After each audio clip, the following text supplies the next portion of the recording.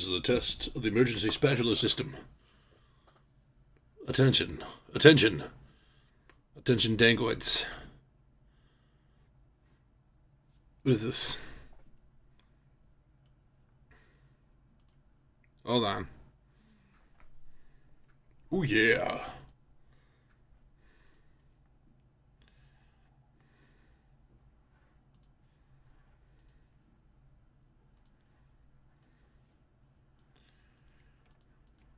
Get out of here.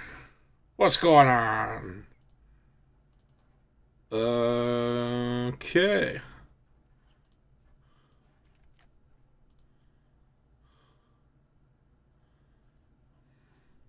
It looks like everything's working. Oh my god. It's actually working. It's actually working this time, people.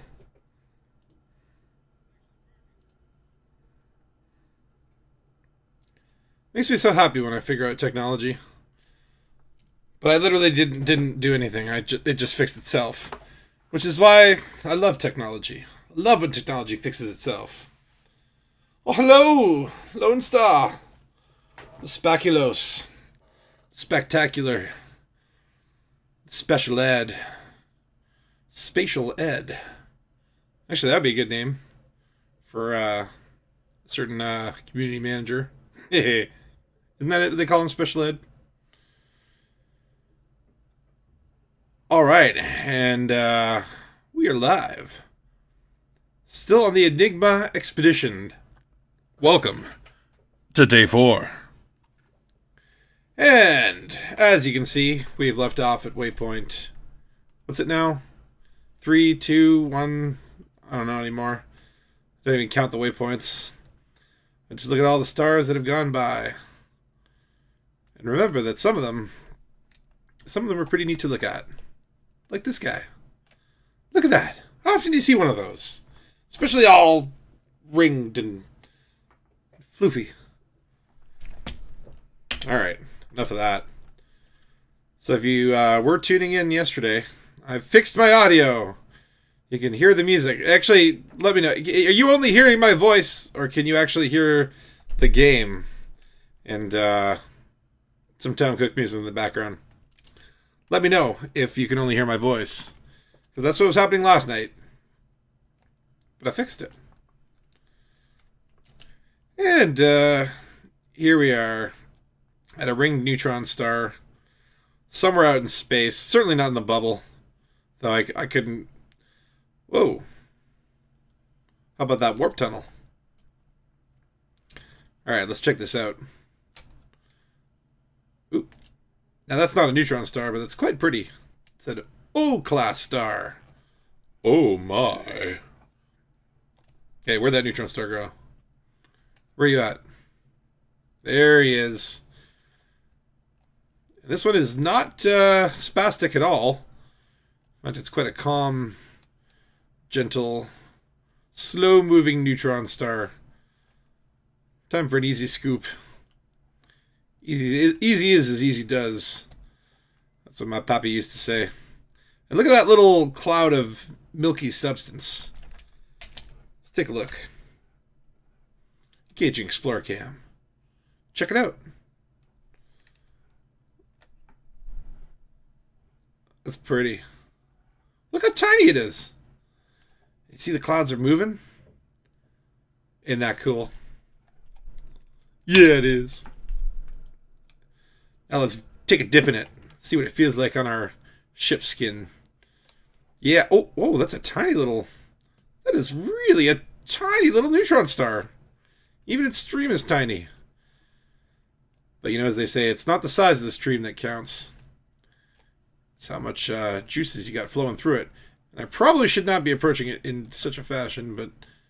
It's hard to be afraid of such a little tiny dwarf. This is truly a dwarf that shares the name of its kin. Or should I say a midget? A midget oh, sugar. Yeah, I let my guard down. That's what happens. That's what happens. Alright, we're pretty close to the stream. But look at this tiny little guy. The tiniest little stream that's not even moving at all. Or at least maybe it's moving, but imperceptible to the human eye.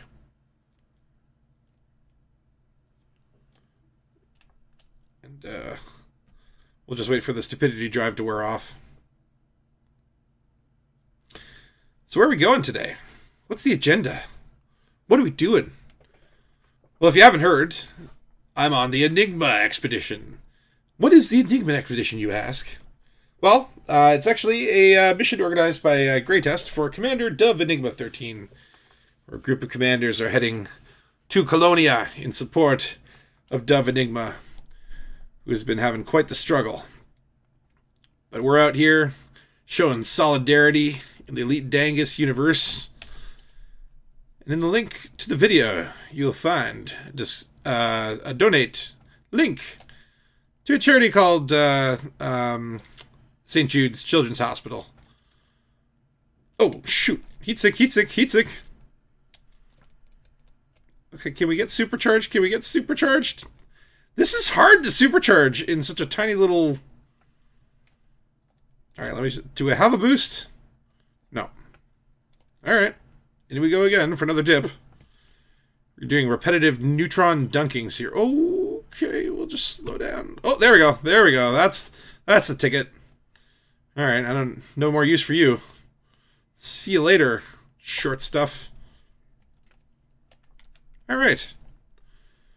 And where are we actually going? Oh my. Look at that jump distance. Look at all those little lines. I could go anywhere I want. Anywhere. Yes, of course. The next waypoint on the journey. And what are we at? This is 2, 3, 4. Oh, wait. Okay, we're just going to go to the next waypoint. I don't know what number it is. We're going to the Red Spider sector. Oop, where'd you go? Let's check it out. Let's check it out in space. It's always good to know what the goal is. And it looks like we've got ourselves a little planetary nebula. Ooh. Maybe it's just a regular nebula. Alright. 842 light years away. Why can't I do this? What is wrong with this game? Are you serious? Oh. Why was that unchecked? What? What? Really? What alright, fine. We'll do it manually. Where am I?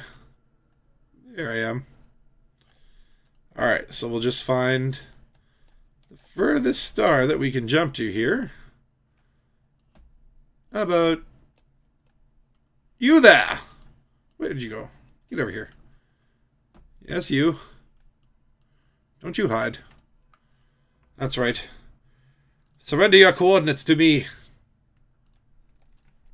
And let's see. One jump. How far can I jump? 161 light years. 150? But that's because I'm hauling bio-waste. That's right. I'm taking this poop along with me. All the way. And actually, I'm facing the wrong way. Well, we're off to a good start.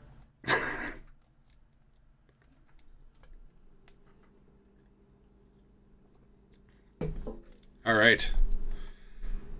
Next leg of this journey has begun. And actually, I'm feeling ambitious tonight. I think I shall go for 2 checkpoints. Unless, of course, something happens along the way. I am, of course, streaming in open mode. So for those of you out there hunting explorers, catch me if you dare. Catch me if you dangus. Oh, I can't just leave him all by himself without a little scoop. Alright. Show me what you got. We are scanning stars.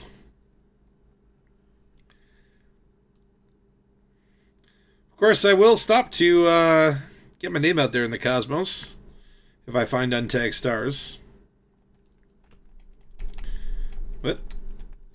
Oh, yeah, because I'm not on a route. I was wondering why I couldn't plot my route. Alright, now I should be able... Ooh, wow. Pay no attention to the alarm. Everything is fine. Wait, I go all the way over there. Everything is going to be fine. Okay. Okay, I want to go up. And back. And down. And there we go.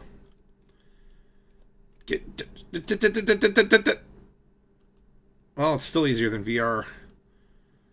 For anyone who does play Elite in VR, you'll know that even just the simple act of picking a star can be quite the challenge. Alrighty. And how many jumps do we have? 23 jumps. Wunderbar. We shall begin forthwith. Alright. To the NGC 6716 sector CV-Y C1. Blasting away. Yeah, there's nothing like getting home from a good day at the office and plugging yourself into a spacesuit, heading out into the black. Something soothing about the deep, milky cosmos. Maybe that's, maybe the soothing thing was the rum that I put inside of my drink. The drink, of course, being vodka. That's right. Double whammy. Oh, yes. Let's see what kind of system we... Oh, I see stuff over there. What's all that hubbub about? Whoa. Getting a little glitchy. And please do let me know if you are watching this, if the stream has gone to potato quality. Again, this is... I'm pretty new to this whole streaming thing. This will be my... really third attempt. Well, technically fourth. But if you do see things that are going wrong, let me know in the comments so that I can try to fix them and fail. Wow, this is quite the system and completely untagged. Ooh, this is going to hurt those completionist explorers out there, but I think I'm just going to take this little star for myself and leave the rest to go. Thank you, Lone Star. It's really smooth. Well, that's nice for a change. Every day it's been something. Day one, if you watch that stream, if you can bear to watch it, literally it just chops its way all the way through. And then, of course, I realized that I was streaming 2 videos on top of each other in full HD. Rectified that the second day. And that went pretty well. But then the third day, the audio went all wonky. And all the background music was gone. I didn't find out until the end of the episode when Turgeon popped into the chat and tried talking to me. Which made me look like a crazy person. And God knows, nothing else makes me look like a crazy person. Alright. Let's choke, relax. Just chill, man. Oh. Look at that. Oh. Alright. Where's the background music now? Oh no! It might be heading to the next song. Can you hear that? Is that dangus enough for you? For your precious little ears? Take your earmuffs off. And kiss your children. Kiss them goodnight. How dare you? Ooh. Ooh. What is that? Probably a water world. Ooh. I think we're going to stick around here and get some skins.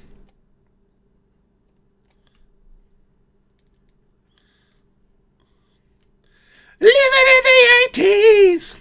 Oh, okay. I cannot do that in tune.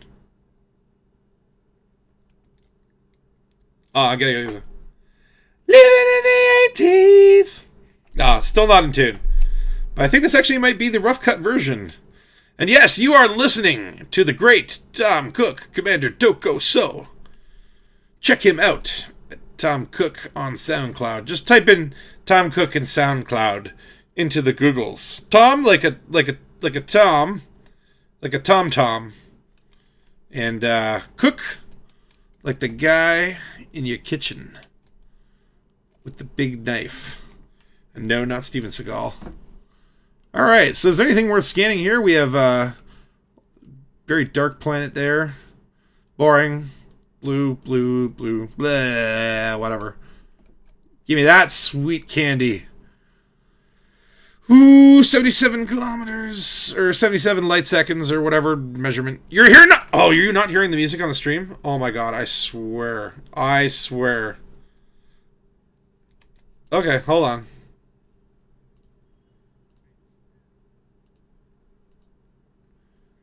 That's it. That's it. Alright, you streamy dangler.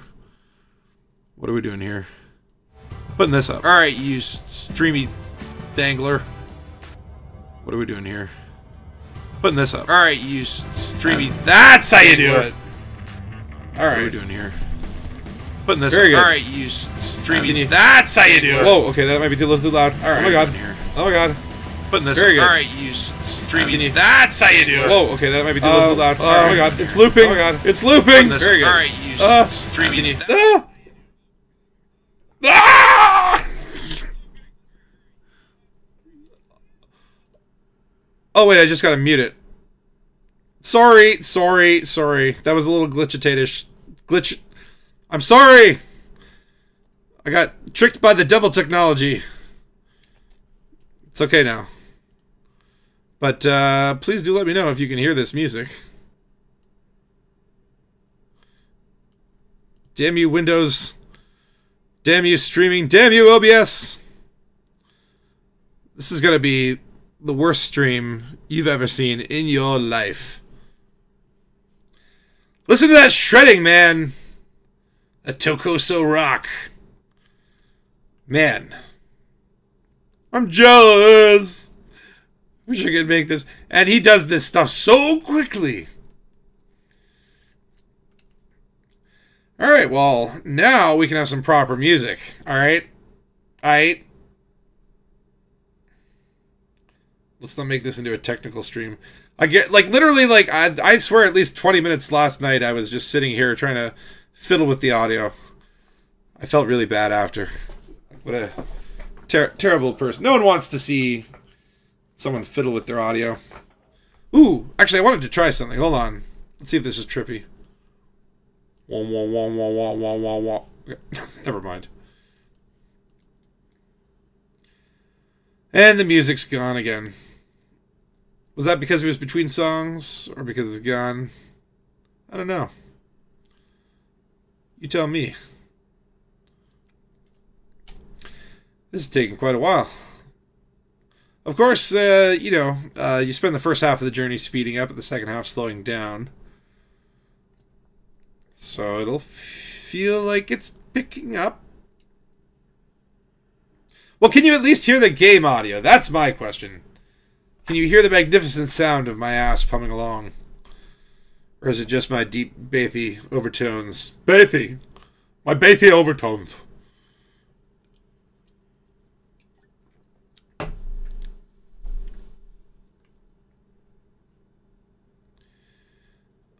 Oh! Okay, hold on. I can fix this. Ooh! This is going to take a while anyway.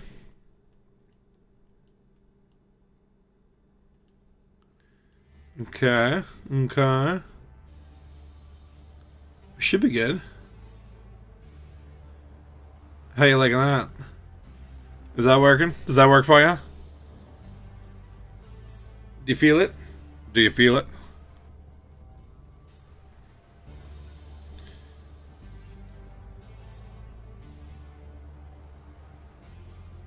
This is definitely Dangus. No, this is sub Dangus. This is what this is. We need to get some excitement in here. And once we scan this pretty blue planet, I'm gonna be feeling juiced. Juiced and ready to rock. Ready to smash into a rock.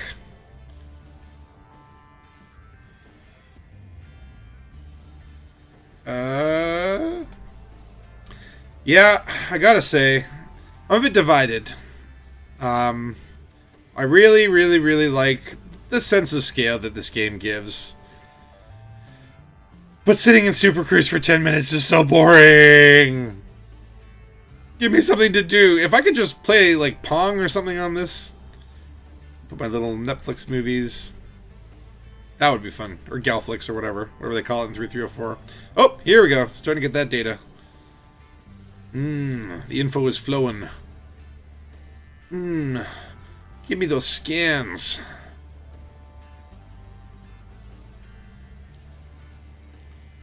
Come on.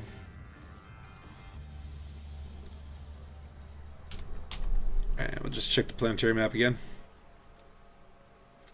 Of course, we are looking at this first star here. And as you can see, it looks different from this star here. This one's slightly more orange.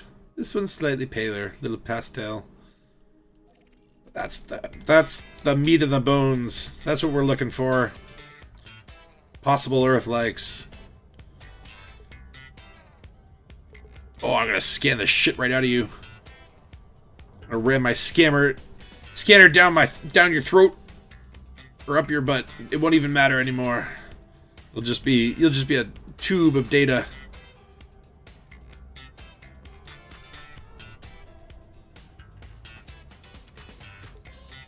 All right, we're getting closer. But after this, just 21 more jumps. Ugh. I love Elite Dangerous. Look at how much fun I'm having turning in a circle. See? It's fun. They can turn the other way. Ooh, we didn't see that one coming. Look at this immersive gameplay. I'm having the time of my life. Ah, but seriously, it's not that bad. It does give me an opportunity to stretch my wrists and prevent carpal tunnel. But you should too. Every 5 minutes or so, you should reach behind your back, stretch your arms, and pick your butt. It's good exercise.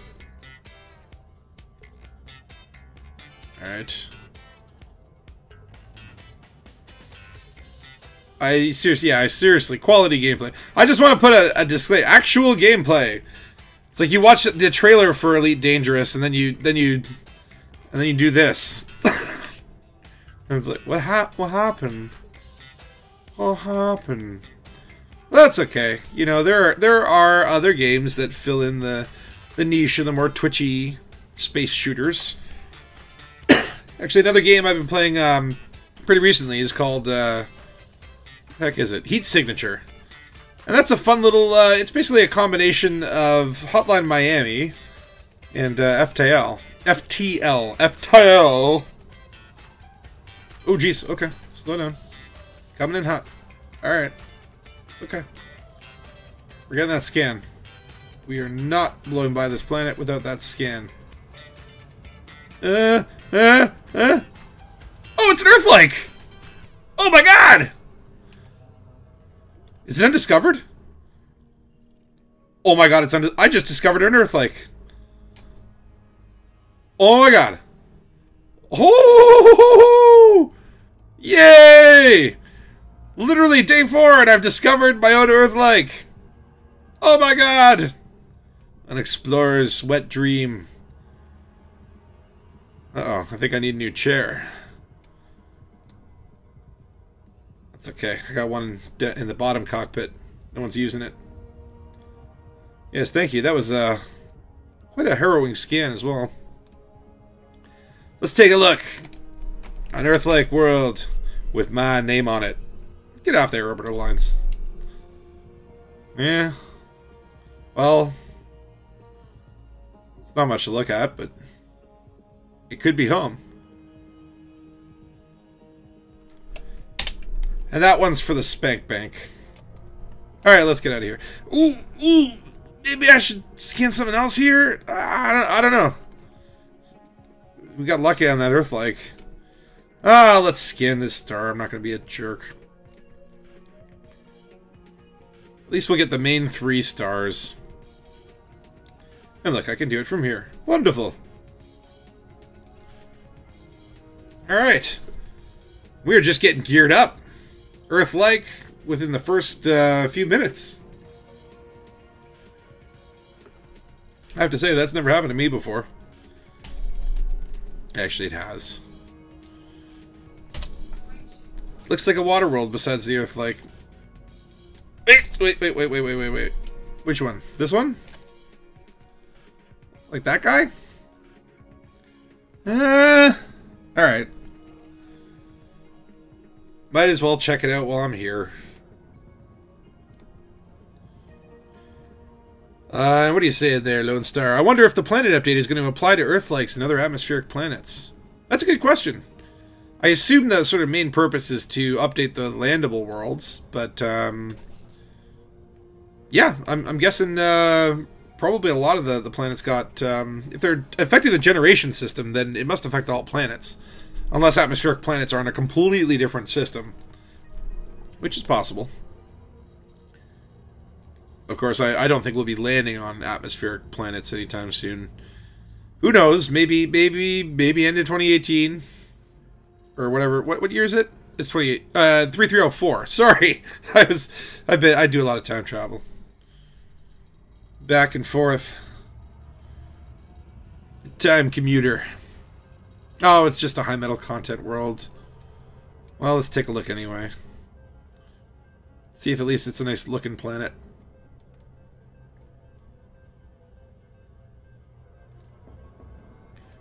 Ooh. Alright.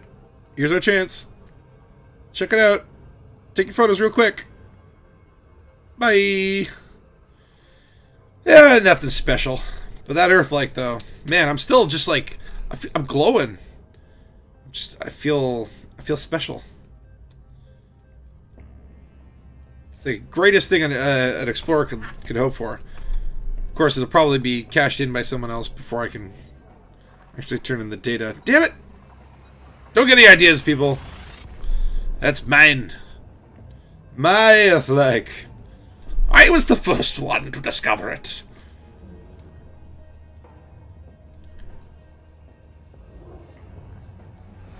Alright. Whoa. Let's see if we can get lucky again. What tales does this system have to tell me? What kind of... Whoa. It's quite a novella. So, we have some gas giants here. Look like your usual gas giant fare. And a B and C star in a binary coupling. But nothing... Whoa. This guy's rotating pretty fast.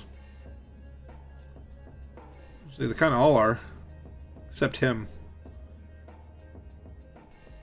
Lots of rotation over here. It's actually quite hard to see the rotation unless you zoom in all the way. That looks like a pretty fast rotation. Too bad I'm not going out there.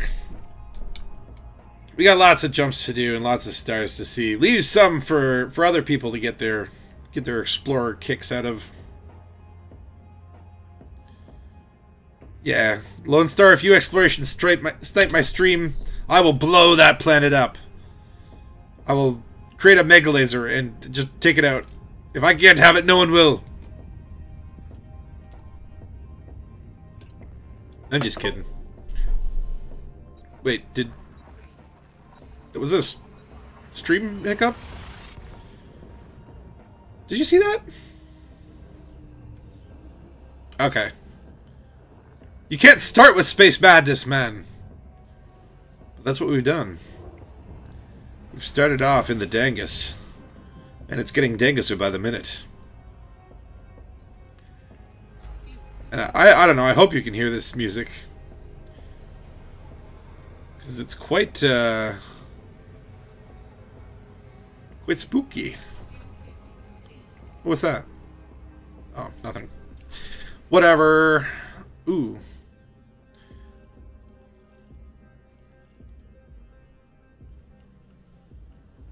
I feel like it's a trick. Let's check it out. Oh, no, never mind. You see on the radar there, the bottom left-hand corner, a little globy thing here. Well, that guy, as I learned last night, does not have a strange dot on its upper right. Therefore, we're not looking at an Earth-like, and I don't care. moving to the next waypoint. Or system. Or jump point. Or whatever. Ooh. Things just got a little more saucy in here. It's time to go on an adventure. One that we had never adventured before. To places unknown. To places... to see things unseen. And to be completely naked amongst the stars. I don't mean literally naked, although whatever floats your boat. Just mean like emotionally bare. Just look that star in the eye. Tell her how you really feel. Yes. They say exploration is somewhat therapeutic.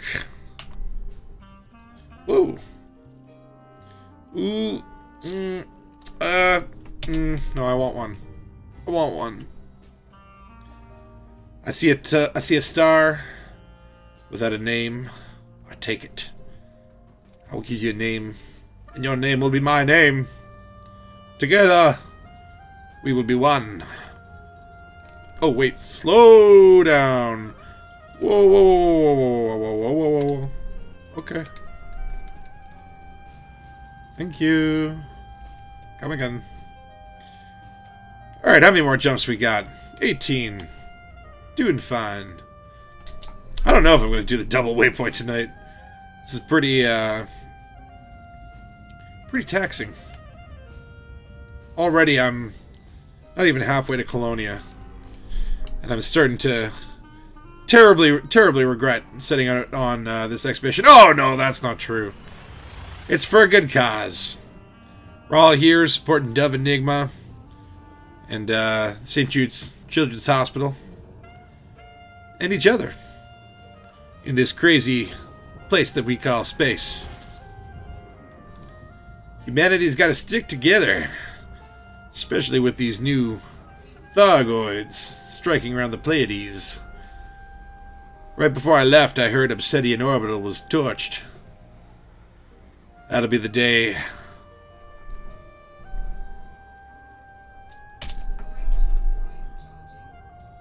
Now, of course, it can be repaired, but the cost is astronomical. However, if there's one group of people that can do it, I think I'd be looking at the Elite Dangerous community. Some of the things I've seen this community do are absolutely ridiculous. Flying to Beagle Point in an FDL. Landing a T-10 on a 4G world. Or stranding yourself in the dark recess of the cosmos, unable to get home, resorting to blowing yourself up. Oh yes, this community's done quite a many interesting things. Transferring an SRV from one planet to another on the back of a ship. Like, who does that? It's amazing. You can do anything. Yeah! Alright.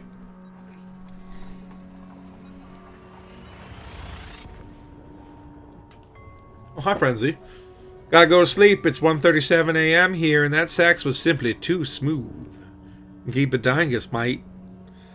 Well, good night, Frenzy. It is indeed a smooth sax. Quite soothing. And yes, I realize I'm doing this late, but unfortunately that's just Eastern Standard Time problems. For all those people out in the UK, yes, it must be well past your bedtime. On a Monday, no less. Kind of expected most people would be occupied tonight, but that's fine. This journey is taking place over an unspecified timeline. I think it did. Well, I mean, I think there's an ending date on it. Hold on, let me check. 22 days remaining. Oh God. Oh God. I need to go faster. No, it's not really being enforced. Oh, hi, Dead Star. How's it going? Welcome to my stream. It's day 4 of the Enigma Expedition. We going to Colonia. One jump at a time. Where did that come from? Space madness. Alright, no. No. I haven't scanned something in a little bit. Oh, that's not gonna be what I scan. Let's turn it around. Yeah. Woo. Uh-oh. Uh-oh. Uh-oh. You're okay. You're okay. Man. Look at that red maw. Swallow you whole! Alright. I got what I need. I better turn orbital lines back on, by the way. I tend to disable orbital lines now when I shoot footage. But when explorating, especially out of the bubble, yes, that's a word, you must always pay attention. As some stars are quite dangus. Off to the Blia-Ion nude 13 to 15. Oh god. Going to a pedo system. Hope I don't get myself on a list. Unless it's Santa's list. That could actually also be construed very wrong. Alright. Hunk and scan and scoop and scan and honk and scoop and scan. Target, please. Alright. Well. Another untapped system. There's just a dime a dozen out here. And yes, I've already found an Earth-like world, but it looks like, well, I can't expect to get lucky every jump.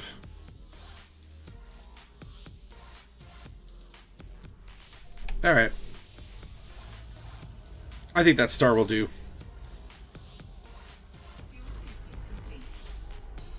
And I do apologize for any completionist explorers who watch this. I'm sure I will trigger your OCD. But that's the point. It's what I do. Alright. And we have 13 more jumps to the red spider sector. Now, of course, I'm actually terrified of spiders. I am a severe arachnophobe. I remember back in my scholar days, when I was a student, I was looking out the window and a little spider came down on one of its threads, just right in front of my face. And I sprang backwards, literally so fast that I jumped over 2 desks. Just from a standing position, too. It was like superhuman strength when that adrenaline just kicks in. Ooh. But yeah, I do not do well with spiders. And then, of course, later in life, I lived in a basement apartment for a couple years. And let me just say, never again. Never again. If you do not like spiders, do not live in a basement apartment. Ugh. It's even the thought of spiders just... Ugh. Makes me wake all these weird noises. Nervous noises. Ah, anxiety! So let's go to the Spider Nebula. That sounds like the great idea.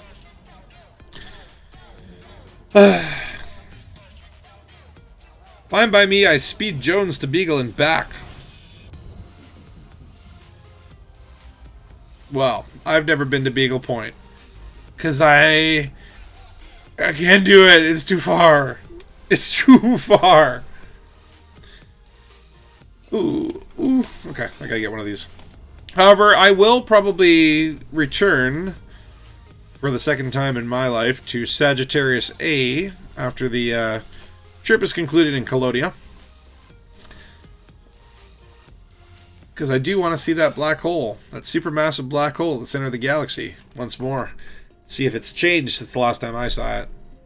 Last time I stared into its gaping maw. Alright. Moving on. Another Blia-Ion system. KBJ B56-0. What do you have in store? Just a couple of binaries.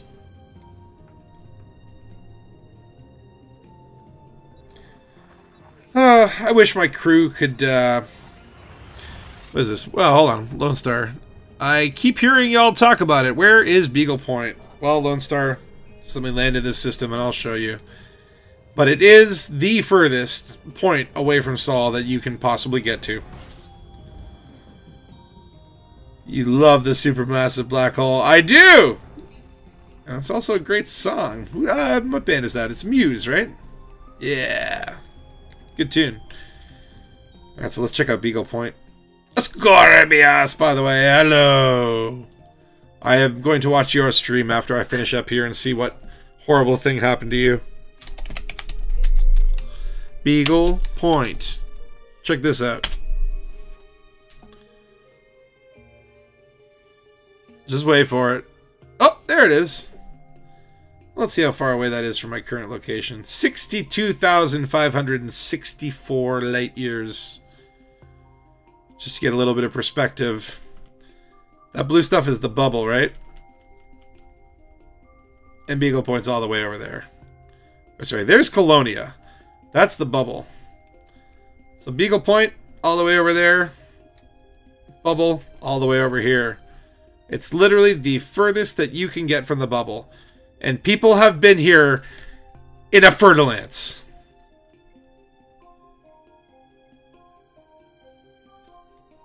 Insanity. Insanity. Even just getting to Sagittarius A, that is a hike. But getting to Beagle Point, well, that's something else. That people who have done that deserve, they deserve like an award or something. Maybe just like a chocolate cake. Or a mug. Send them a mug, Frontier. Oh, wait, I guess that would be Hutton Orbital. What's Beagle Point, then? Of course, I don't know if any of you guys heard about the recent incident that happened there with the fuel rats, where someone was trying to set a record for the furthest point from Sol. And so basically they landed in Beagle Point and then just sort of headed away from the Star and Super Cruise as far as they could get. And eventually, over time, that does add up. But what ended up happening was they started to run out of fuel. And originally they had planned to go as far as they could and then obviously get back. But with the lack of fuel, found themselves in a sticky situation.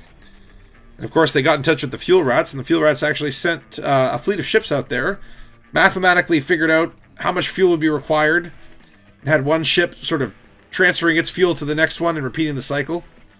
Quite an interesting spectacle, and apparently they got there and they all got back. No harm, no foul. Incredible. Stuff like that can only happen in a Dangus universe like this.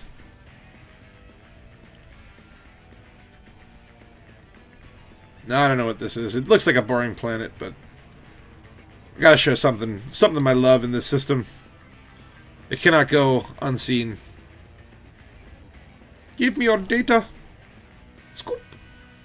Give it to me. Oh, it's a water world. Well, there you go.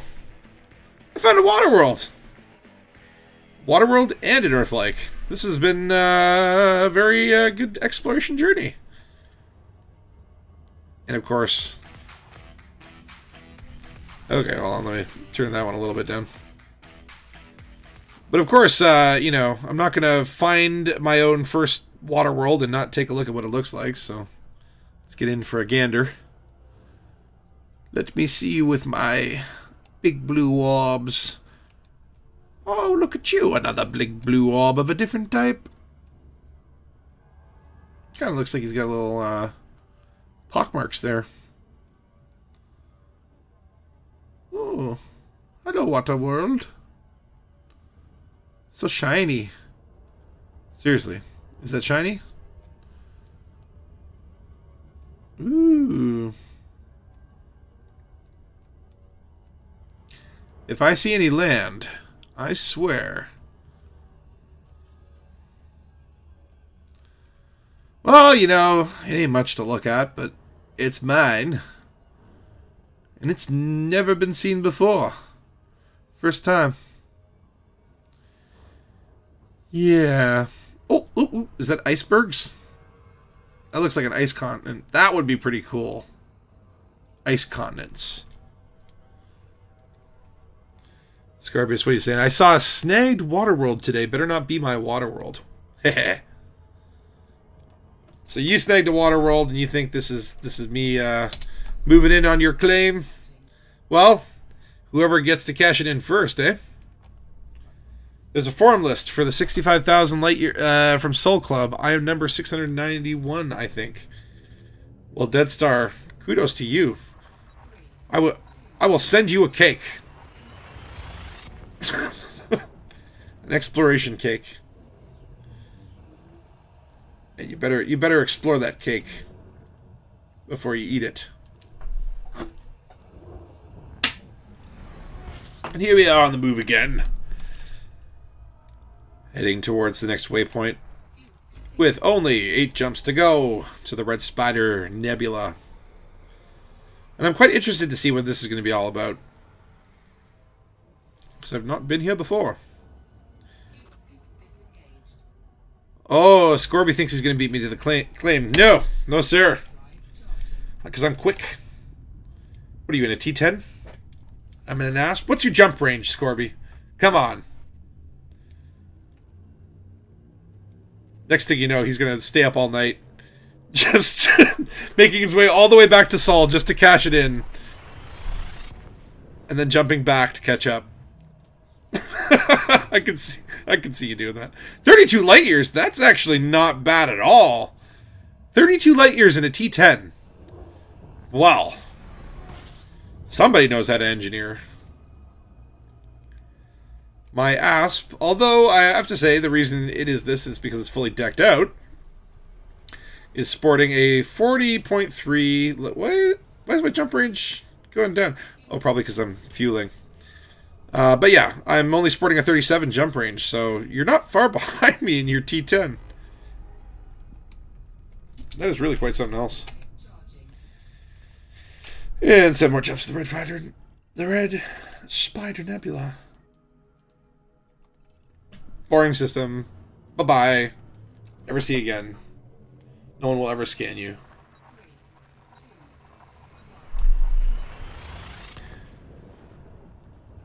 Actually, what is the charity at here?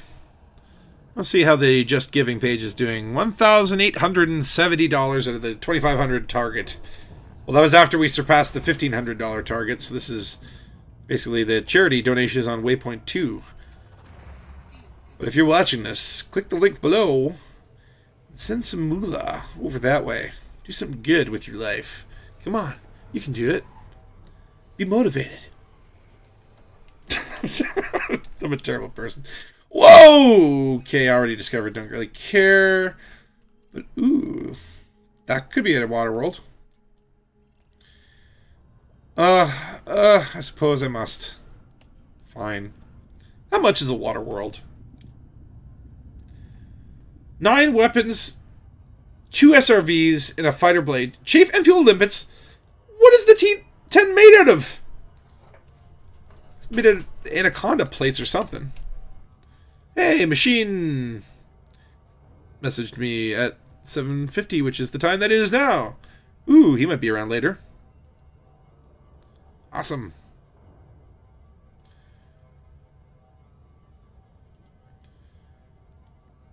Spread the word if cash is short. It's a great cause. Oh yeah, no, exactly. If you can't donate, just post it to your Facebook. I know it sounds like not much, but, you know, I think every little bit helps. Someone sees it, you never know what they're going to do.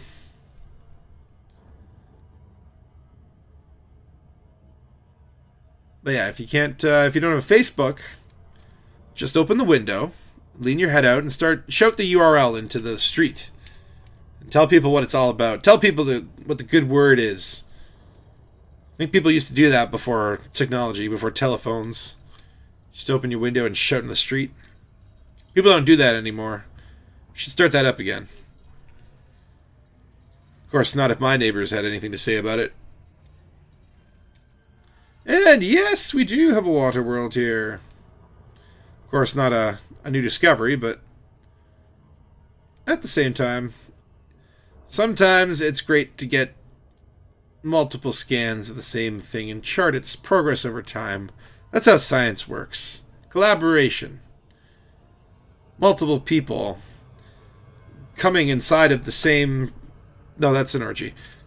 Oh, jeez. Well, now I'm gonna get flagged. Now I'm on a list. God damn it! Somebody stop me! How far are we? 6 jumps to the Red Spider Nebula. Deadstar says, I donated little in supporting by keeping you company. 1 a.m. here and work tomorrow. Well, thank you, sir. I appreciate that support. Exploring can be lonely. Especially when you're in open and everyone else is in a private group. But no, sometimes I gotta be free. Free to fly the cosmos. Sometimes, though, freedom can be a bad thing. Ooh. They're so close to each other on the map. Hold on. Let's just take a look at camera mode. But yeah, I mean, even donations aside, the people that are coming out on this journey, from what I heard, it was actually the one of the largest expeditions that has ever been organized in Elite. So the turnout has been phenomenal. And at the previous waypoints, I found quite a lot of other explorers. So, unlike the last time I went out to the middle of the galaxy, there's actually people to interact with and things to do. And that helps the time pass a little bit more. Although I do expect as the journey continues, the crowd might thin out a little bit as, you know, people drop out or jump ahead. And so, you gotta relish these moments while they last. Pretty soon they'll be gone. Then it'll just be you and the stars. Oh, hi, Star. Oh, hi, Star. Hi, doggy. Ooh. Interesting system. Though probably not worth sticking around too long. That's right. Get out of me. Get out of here. Because we have 4 jumps to go to our destination. And yeah, we'll see what happens when we get to the next waypoint. I'm not sure if there's actually a coordinated. The last waypoint, it was kind of just, you know, figure it out. Meet some people. Wait, who's that? Hello. Who's there? Hello. Hello. How you doing? Oh, hello, Machine. How are you? How you doing? Ah, very good. I'm going space crazy. In space. Are you streaming?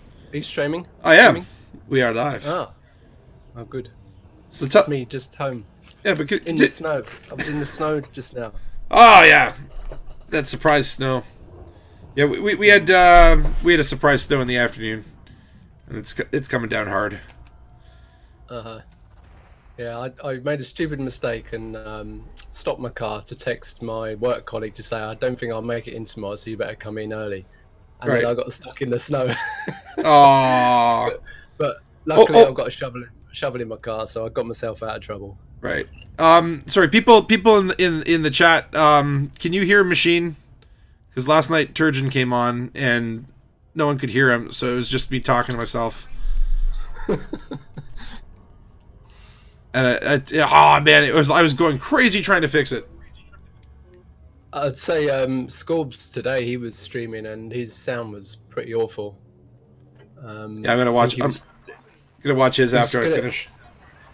Oh, it was funny, mate. It was really funny. It was a good episode. It was with Plater and Oxy. Very funny. He's a bit quiet. I was at work and I was in hysterics. Oh yeah. Yeah, no, I'm looking forward to it. I don't know what happened. Scorpius would not tell me. He just said watch the stream. So after I finish raging on the galaxy myself, I'll go watch his antics. I'm looking forward to that one quite a bit. I'm still in Waypoint 3. Oh really? Get a move on. Yeah. Which one's Waypoint 3? The 3.9G planet. Oh, okay. Yeah. So yeah, ooh, So, okay, yeah, you're 2 waypoints behind me. Yeah, so I was there today trying to do some filming, but it's pretty dicey trying to control 2 ships and you know, film on a 3.9G planet. Yeah, not advisable. Yeah, well, yeah, unless you go grinding to make sure that you have plenty of rebuy, because things will happen, incidents will occur on those IG worlds. I lost. Well, the first time I went and tried to land there, I blew up, and then the second time I made it, but then my SRV got smushed into a puddle. Pretty crazy. So luckily I've got hull repair limpets on my Anaconda, so that's down to 57% hull, so I need to fix that. Yeah, I felt really bad the other night. I think it was on like day 2 or something, when me and Oxy both rammed you at the same time, and your shield's completely stripped away, and your hull went from 100% to like 33, and we're just like, oh my god, oh my god, I'm so sorry. I might as well not have shields on that Anaconda. They're rubbish. Oh no, if you didn't have shields, like if you got hit by a gust of wind, your ship would blow up. You need those shields. But is that like how is the Anaconda that fragile? Is it literally just you have I just put the weakest stuff on just to get the jump range, because it's fully laden with, like, you know, limpets and 4 SRVs, 2 fighters. So yeah, right. So I had to scrimp on something. Well, no, it's just a little bit. I was like, oh my god, like, how did it go that quickly, that bad?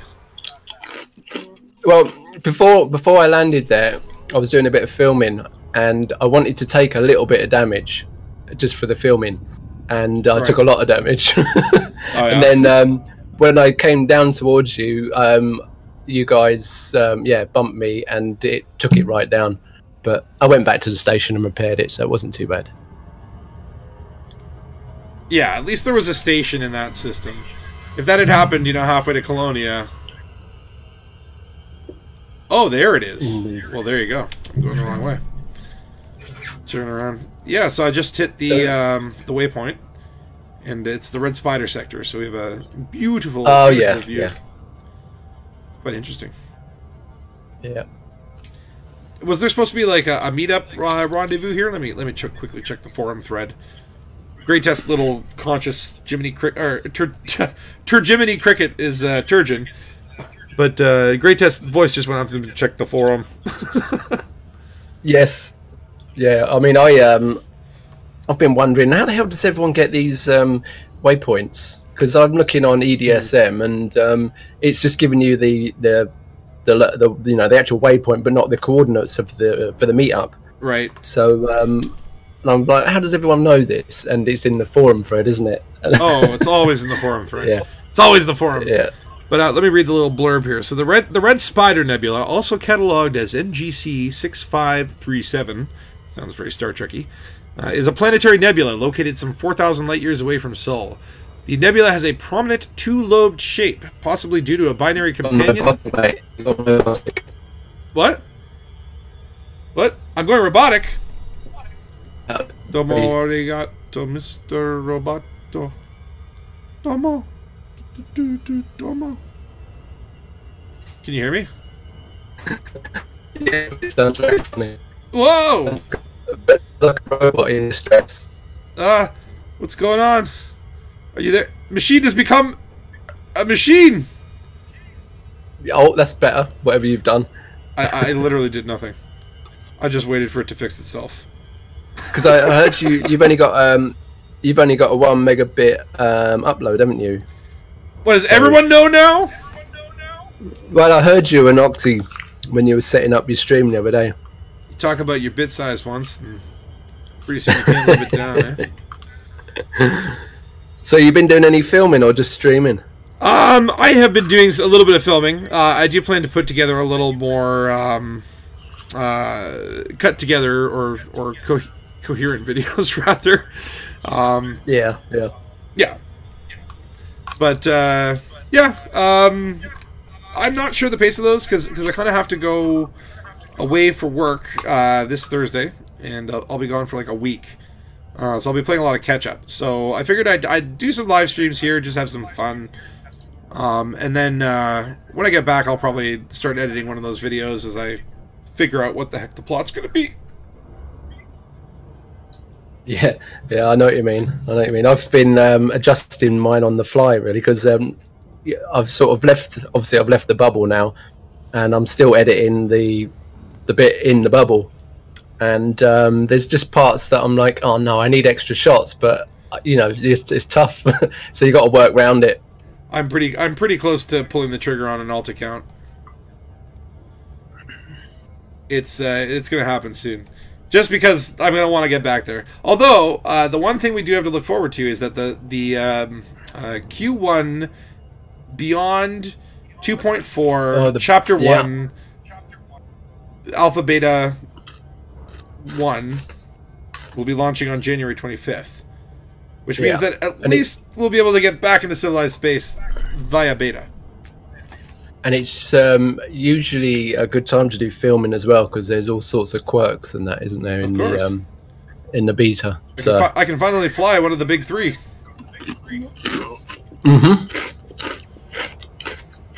Yeah. Well, what is it? It's going to be? Is it the Chieftain? It's going to be in this one as well. Ooh. I know there is a ship. I don't know if it's the Chieftain or that other one. Maybe it is the Chieftain. Yeah, I don't think it's the crate. That wasn't mentioned. So what's the one that has the little arm? Oh, sorry, took my hand off the mouse. What's the one that has like the little arms with like the engines at the end of the arms? It looks cool. Oh yeah, that's the Chieftain. Okay, yeah. Definitely a swaggy looking ship. Although, what was it? The crate? Like, I doubt that would be. That looks so cool. But it'll probably. That's about its best feature, I'm sure. It's probably the size of a Sidewinder. Yeah. Well, no, it's bigger than that, but yeah. I think it's just going to be a pirate ship, isn't it? I think that's the idea. Well, hopefully one day. I feel like a Sidewinder should be able to fit inside of a beluga. Yeah, in your bay, in an Anaconda's bay or something. Yeah. That would actually be awesome if you could take an Eagle or something like that and stow it in your large ship. One day, perhaps. I see someone's come out with an Eagle with the expedition. They were there on Waypoint 4, I believe. Ooh, that's daring. Yeah. But yeah, I'm gonna stick around in Colonia for a while, do some filming, and I might even go to Sagittarius A, because or whatever it's called. Oh yeah. Because I've never done it. So whilst I'm halfway there, might as well do it. Yeah, I've committed myself to making the trip all the way out to Sag A for good old time's sake. But the thing is, I don't need the I've got so I'm eating and it's gone down the wrong way. Yeah, I say I don't need the exploration data, so because I'm already elite, so you know. Oh, you just you don't care for money. Money is just nothing. No, exactly. I have 42 million credits in the bank. Yeah, I did a bit of grinding before I left to put some money in the bank. Oh no! This trip will be healthy for the bank account because I spent quite a lot on outfitting recently and buying a gold pate for my Python. I think the wise thing to do is sell your data every time you land, isn't it? In case you honestly come across a. That's what I'm going to do. Yeah, I'm playing an open here, so that's going to happen. I'm going to be selling it wherever I get a chance, not stockpiling it. Yeah. Because especially if you hit a planet as well. Yeah, which I've already done, so you know, you gotta at least know what you're capable of, right? Yeah. But Dead Star Omega asked, "Do you think you will join Distant Stars 2 starting end of 2018 when the exploration patch comes?" I think so, just to be a part of it. I think. But I'd like to see the running order, if you know what I mean, to see what they've got planned. Yeah, I wasn't. Let me put it this way. I don't think I would, unless I had an alt account and at least I had something I could go back to the bubble with. Maybe I'll send Bradford. Yeah, exactly. But I mean, there was Elite was on sale, wasn't it, recently for about like $5, I think. Oh, really? It was really cheap. Yeah, it was really cheap over Christmas. Oh, missed it. And that was with Horizons as well, I believe. Oh, really? Yeah. It's like back up to full price. Missed it. Damn it. But they're always putting it on sale though, so. Yeah, and that's the thing. I'm kind of waiting for it to go on sale, but at the same time, I wish I'd pulled the trigger back then.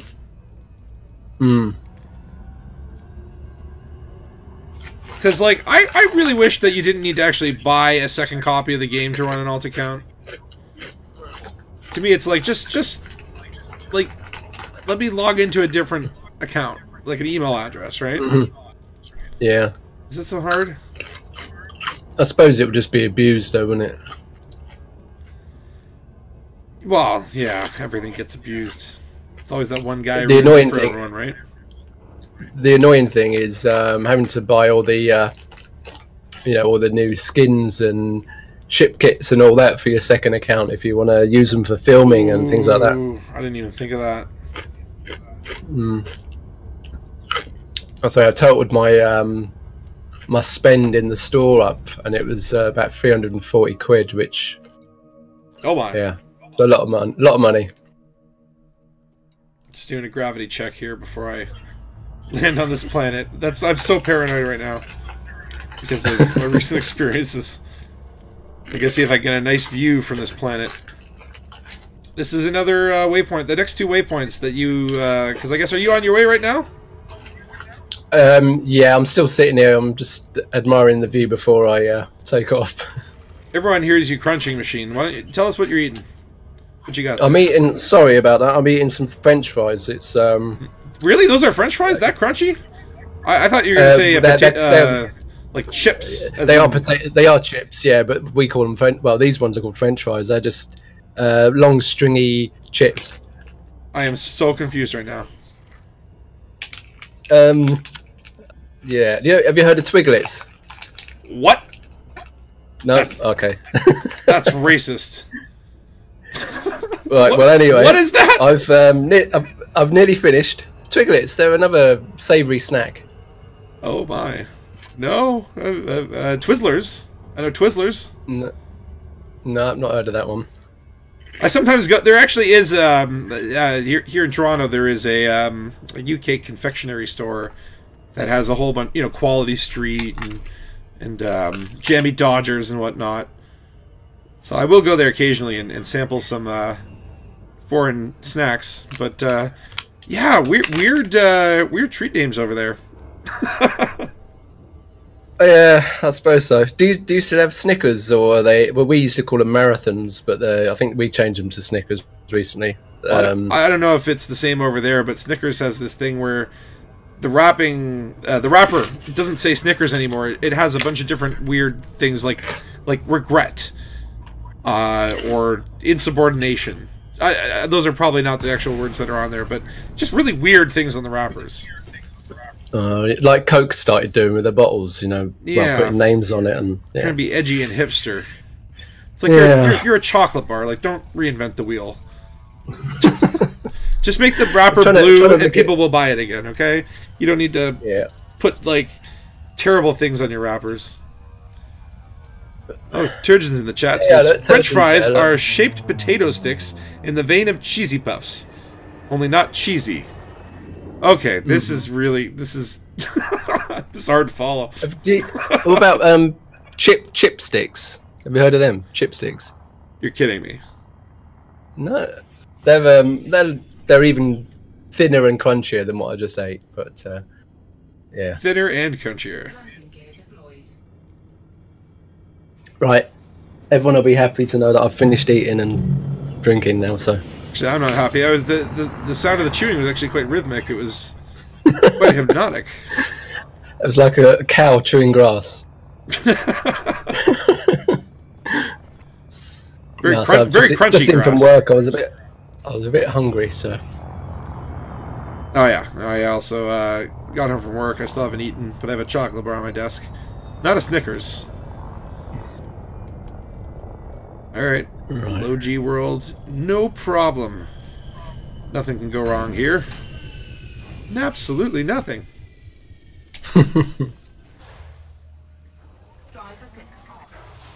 Alright. The Eagle has landed. Or, well, the SRV has landed.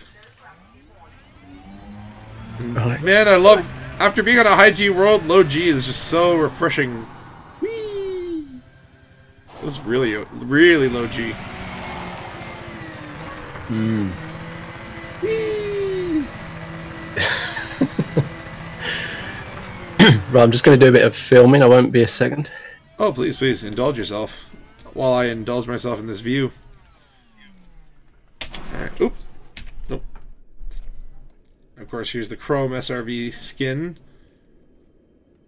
Of course, I didn't buy the alt account, but I did manage to buy this little beauty of a skin.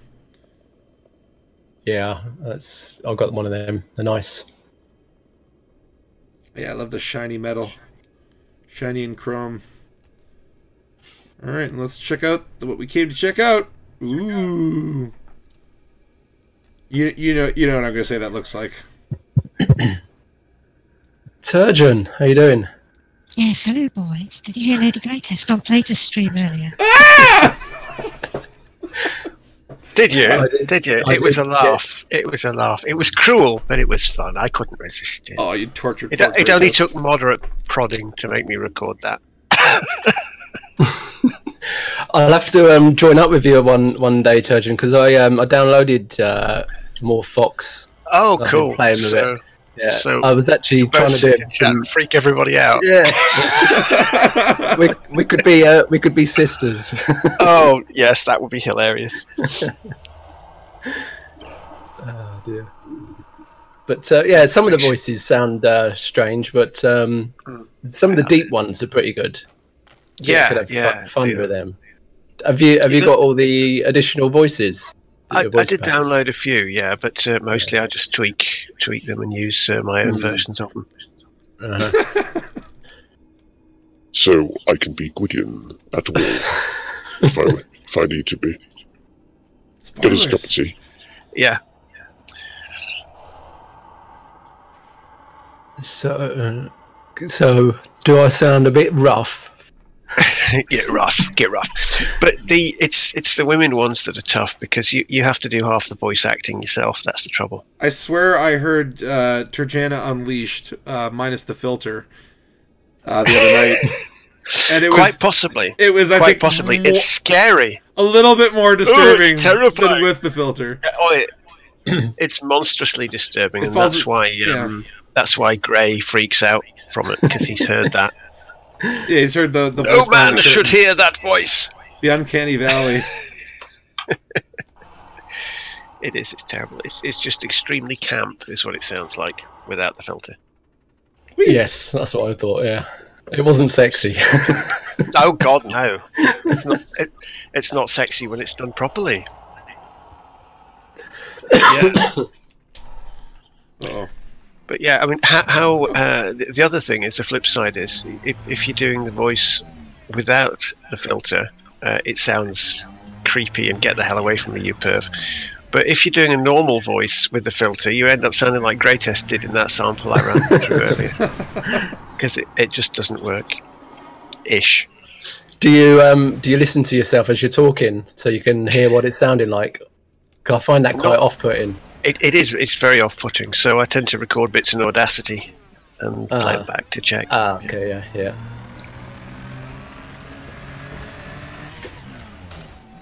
Oops. So what waypoint are you at, Turgeon?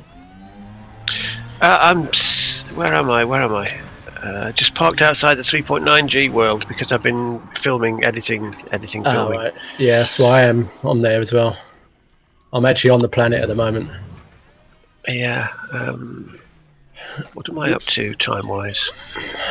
I just crashed my Anaconda, but it's not damaged. Well, it's damaged, but it's not dead. But I just you need some repair limpets after you, don't you? I was trying to find the exact coordinates, and you know, like you're faffing around trying to record and all that, and I hit the boost button, and it's like, oh no.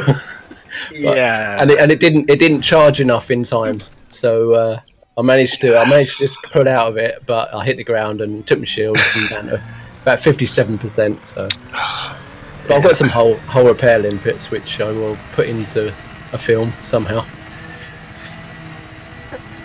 Well, if you will insist on flying an oil tanker. I know. Yeah, the repair limpets are handy. What was the reason that they stopped? You know, like with the Anaconda, you get damage and, you know, sparks coming out of it. Why didn't they continue to do that? I suspect it's the same reason that the Anaconda is the ship that it is anyway, and that's because it was originally going to be this 800-ton freighter, which it was in the original Elites. But they wanted a ship that would appeal to the audience, the marketing, you know, would be good for good for the game to push it. So they turned it into a big multi-role ship that people could use as an end-game objective. And that's why it also ended up with the damage model, because it was the big ship that everybody was aiming for. And so it's shifted direction away from that since to other stuff. It's such a neat thing, you know. It's a neat feature. Oops. It is. They will put it on the others eventually, I guess. What the heck? Where am I? What just happened? You're upside down. Oh, upside down, too close to the ship, so you can't deploy your thrust. Oh, yes, you'll have to dismiss your ship, won't you? Oh, no! Jerry! Alright. Bye, Jerry. Ooh. Come back soon. Don't go too far. I don't even have an AI pilot. How does this logically work? Like, who is flying that ship right now?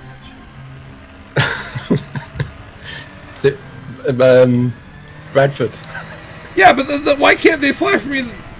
You know, why can't I just set my... It's the repair limpets. The repair limpets are flying the ship for you. Oh god, you're a dude. Imagine if you had a repair limpet. Do you know, I might do that now. Have a repair limpet sitting in a pilot seat. Can you imagine? One way to self-destruct your ship. Yeah, make a note of that. That'll come in handy. Because I've been messing about with Hit Film Express now, and I'm kind of getting the hang of... You're getting there, yeah? Layers thing now, so... I showed Spashro a bit last night. Yes, very well done. I can't wait to start tooling around with that myself. How intuitive is it? Do you have to look at a tutorial? More intuitive for people that have used programs like that before. So you'll have less of a trouble with it than I'm having. Use YouTube. Use YouTube for reference. You know, there's always people out there that are... You know, if you're stuck on how to do something, just YouTube it and it'll be there. Yeah, no end of tutorials, yeah. Dead Star says, does the bug still exist where your SOV takes more damage if there are other commands in the instance? Yes. It happened just earlier to Plater, actually. He blew up his SRV because 67% hull or something, and then he just went boom. Happens. Nice. A lot of people in an instance, it still happens. What did he do with that takeoff? It was like he was going up and all of a sudden he just dropped. This is Plater, who knows? Just regular derpiness. Just a normal day in the derp. Alright. Bring me that ship back. Wait, what was that?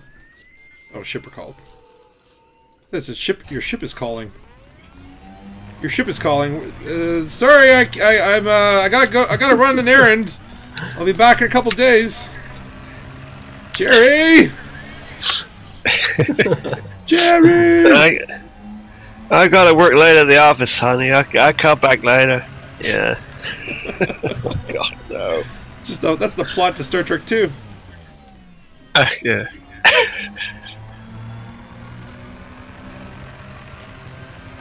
Right. Here we go. Here we go. Ooh. Bounce. And bounce. Oh, I love low G worlds. What is the lowest G that you can get on a world? Literally nothing. There's one of the things in Seoul that's about 200 kilometers across. Yeah. Miserable. And it kind of registers as about 0 on the gravity rating chart. So can you shoot a rock on there and it takes 10 minutes for the things to land. Oh, really? And what do you think the worst ship would be to bring on this journey? Good question. Well, something that you haven't. Well, probably a Sidewinder, because you can put one thing in it and that's about it. That's all your utility slots. Yeah, cargo everything hold of used 2. up. Yeah, you might be able to get an SRV in it.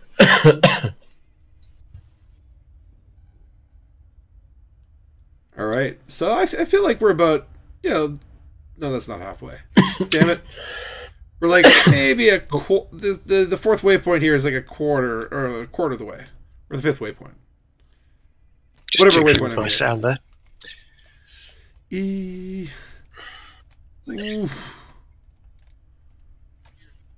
Right, I'm going to attempt to take off and film at the same time. Hopefully that doesn't end in disaster. Oh, that's always fun. Alright, so is the next place Thor's Eye? Let's refer to the Distance Worlds. Or, wait, no. The Enigma Expedition. On EDSM. So currently we're in the Red Spider sector, and I need to go to Thor's Eye. Did you guys see the latest Thor movie? Yes, it was quite funny, actually. I enjoyed it. I haven't seen that one yet. If you liked Guardians of the Galaxy, you'll like this. Because it's pretty much Guardians of the Galaxy. That's what it feels like. It's a lot of fun. Yeah, there's more humor in it this time, isn't there? I did not like the first 2 Thor movies that much. You know, they were okay. But this one, it was fun. Ooh. So yeah, Thor's Eye is about 1,000 light years away. How many jumps is that? 37. Ooh, this is a haul. This is a haul. Oh, you know what? Was that one of the Distant Worlds waypoints? I can't remember now. It's a long time ago. One of the Distant World waypoints? Thor's Eye?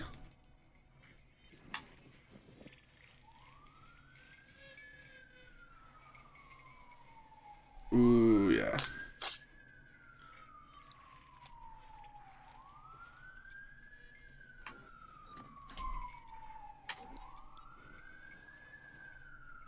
Just trying to look at this route and see if there's any economies along the way, possible bases.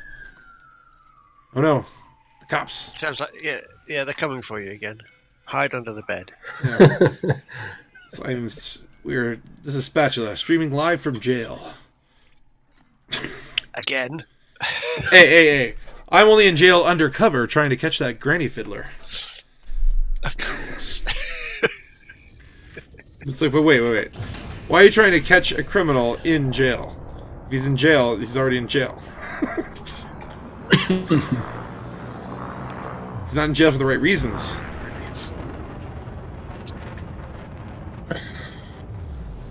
Now that is quite an ominous nebula to look up in the sky and see. Is that the spider one, is it? Yes, the Red Spider Nebula. Although it looks more like a lady bit. than a spider.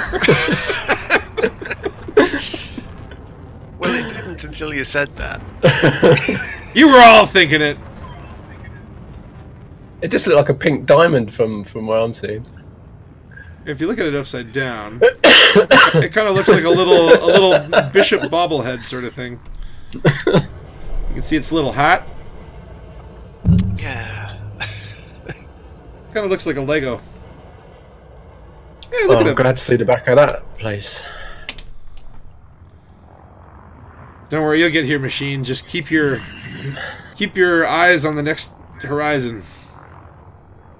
Well, I think I'll just sit here and repair myself. That's a metaphor for something? How exactly do you repair yourself? This limpet isn't a limpet anymore.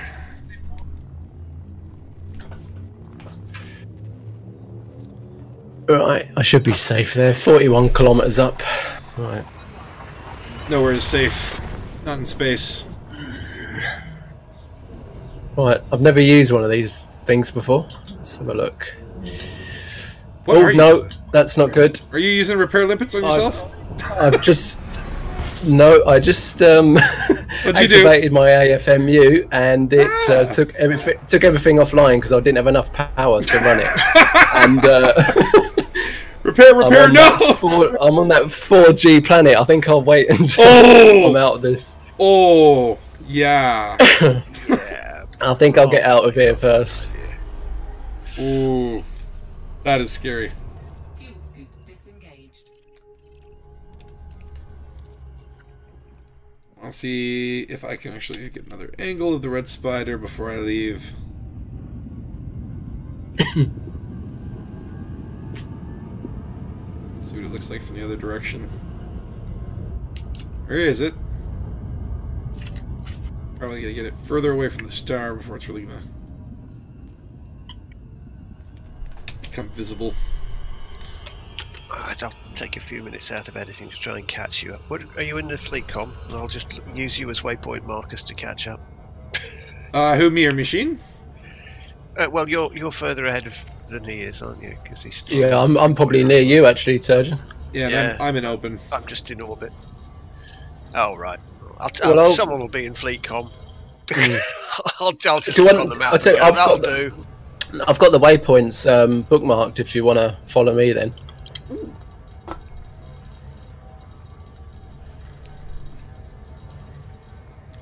Yeah, I can read out each individual letter of the system if you want me to dictate. Do it the old-fashioned way. I think I'll probably actually also put my VR headset on because I get less headaches with that than I do with a flat screen. Really? My VR's not working properly at the moment. Old because eyes. of NVIDIA drivers playing up. Oh, is it? Oh. Yes, I have that because of old eyes. My eyes are at the age where they can't decide what distance they want to focus on, you know. Being short-sighted for my entire life and then reaching this age, your eyes are saying, I want to start being a bit more long-sighted now. So are you in FleetCon, Turgeon? Do you want me to drop in? Will be in a bit. Yeah, I'm just going to do that now. Huh. Lost that nebula. Can't really see it.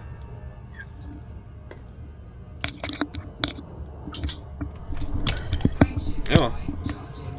Move it along. 36 jumps to Thor's eye. And this ship ain't gonna jump itself. Alright. Alright, what are you norming now? I hope you brought enough for everyone, etc. It's actually a cough suite. It's a cough suite at the moment. Yeah. What brand? What color? You can. I didn't realise my mic was that powerful. We're hearing everything. It's a Yeti, isn't it? Yeah. It's a Yeti. Good mics. Yeah. Let's see, Galaxy Right. So map. where are we heading then? Waypoint 4. Oh crikey! I've got people the other side of the core here. And who's that over there on the left? That's crazy. What are they doing over there? Recon people. So waypoint 4 is HD 175876. Who is that over there? Go and have a look. They're right over the other side of the galaxy by the Formidine. What are they doing out there? They're certainly way off. I thought we were starting in the Formidine Rift, guys. Detour.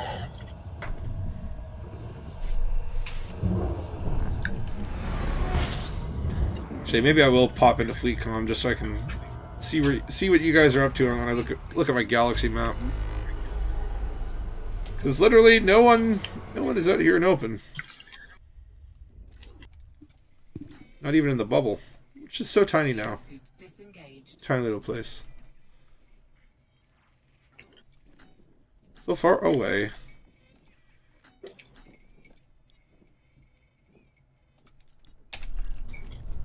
Frameshift drive charging. Actually, no. Let's do that now. Switching instances. Uno momento. Stand by.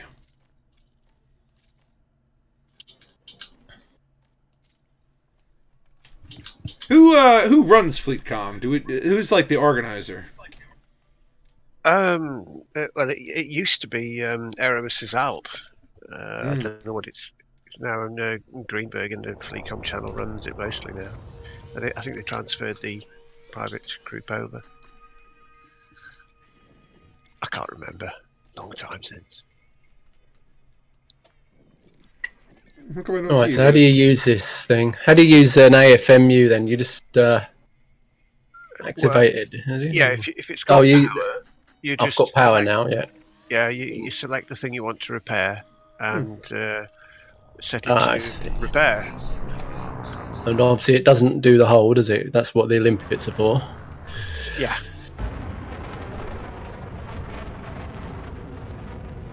That's not what limpets are for. Limpets are for anything. Putting Santa down the chimney. Yeah. A limpet is only limited by your imagination.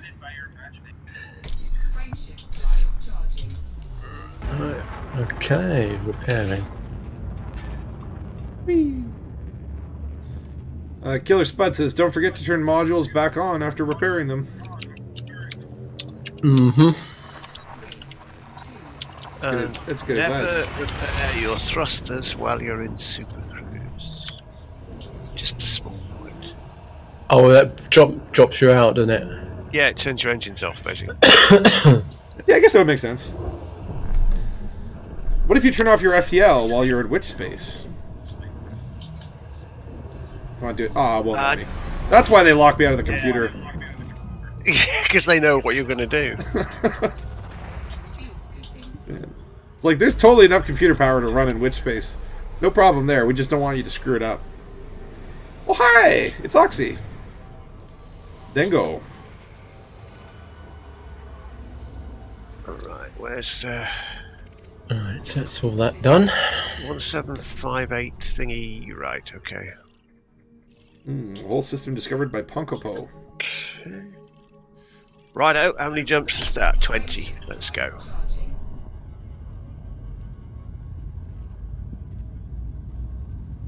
I have to say, we're just... space is starting to look a little bit different as we drift out of that galactic arm into a more voidy sector. It's just starting to change that backdrop ever so slightly.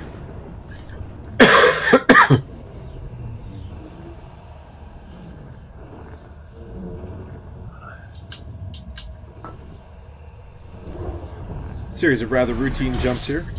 Nothing. Oh! Hello. Right, that's that one done. Let's prepare the hole now. Why isn't it slowing down? Well, that's a big star. Fuel scooping complete. Repair limpet control. That's why that one isn't scanned.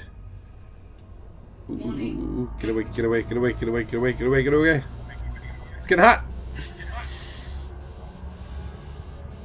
I know, I almost rammed into that star. It's okay, everything is under control. Just ignore the alarm. It goes off like that all the time. Gotta get it fixed. And in for another little kiss before we leave. Oh, we don't need any more fuel. Yeah, it's been doing that for ages, mate. Don't worry about it. Yeah. It came like that. Oh, wait. I have to actually target my route. We kind of accept that with cars, you know. What's that noise? Ah, it's been doing that for ages, mate. It's fine. So, I don't see any reason why people in the 34th century would be any different. Yeah. The noise isn't so bad, it's the fire that comes through the vents. That's the problem.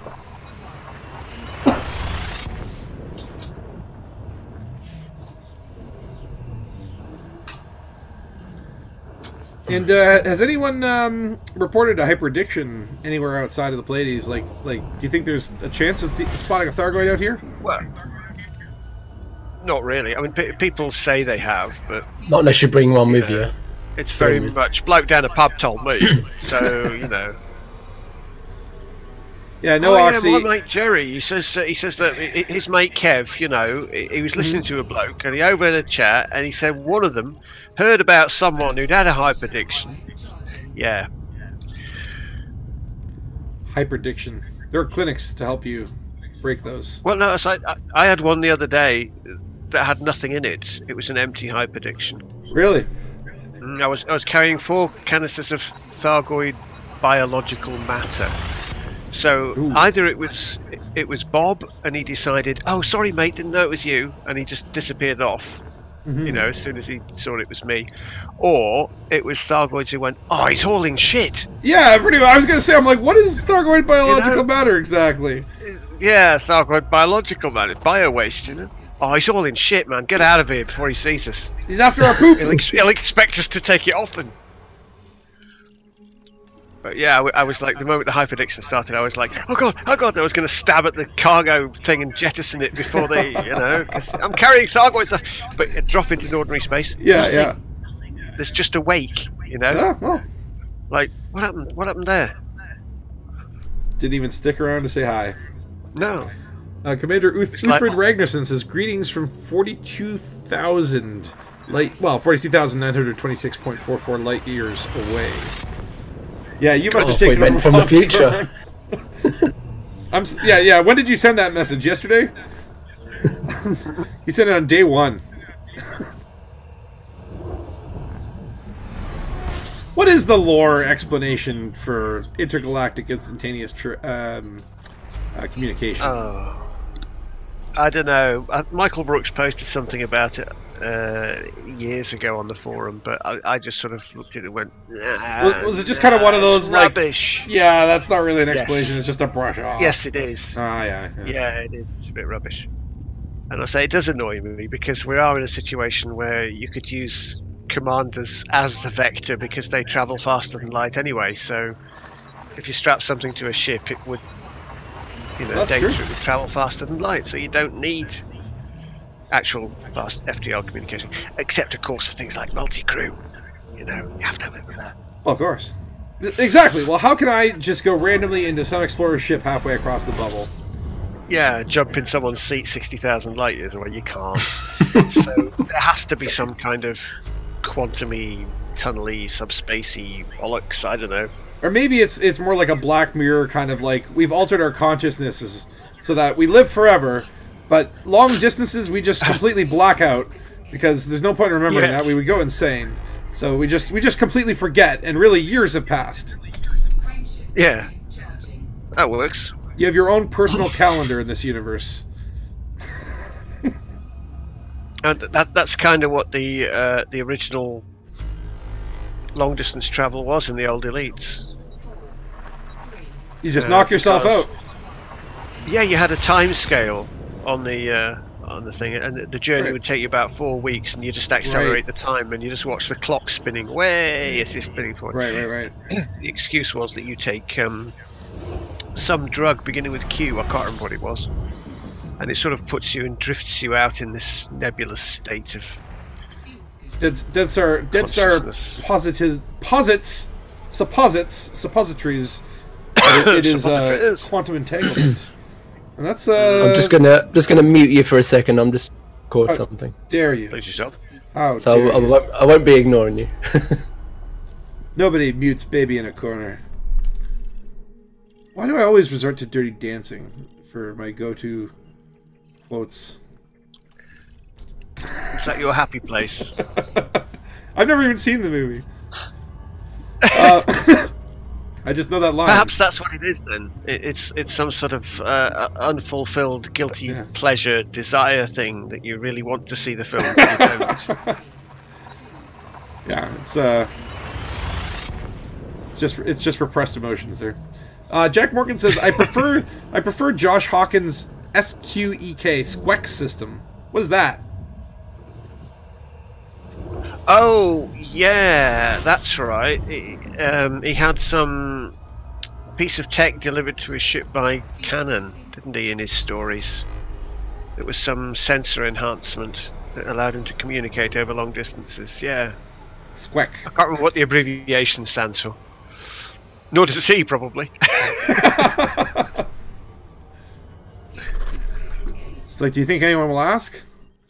Well, if we do, if someone does, then we'll figure it out. Yeah. Ooh, what's this? Oh, that's an Earthlink.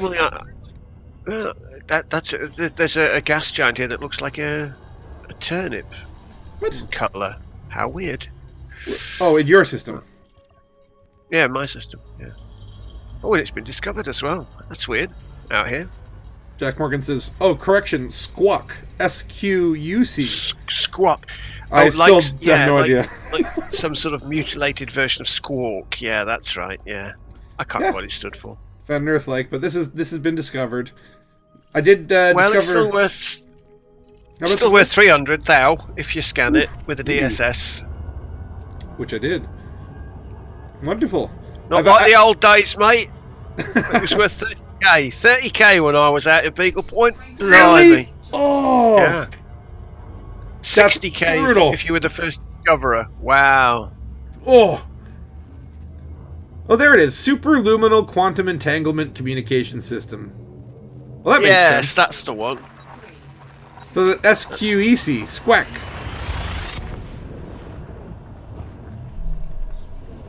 That's not unlike the stuff that was in Captain Simeon and the Space Monkeys. What was that? Let's see if I can remember that one. Glop, I think they had. Whee! So I actually I discovered my own Earth-like world very, very early on in the stream. When it was oh really? Yeah. Excellent. And water world. Super hype, but since then it's just been downhill in terms of exploration. But I think that might be because I'm just on a direct path to the next waypoint.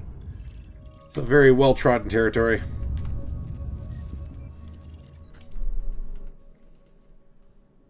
And about halfway to Thor's Eye. Oh, there you guys are. I see you inching along.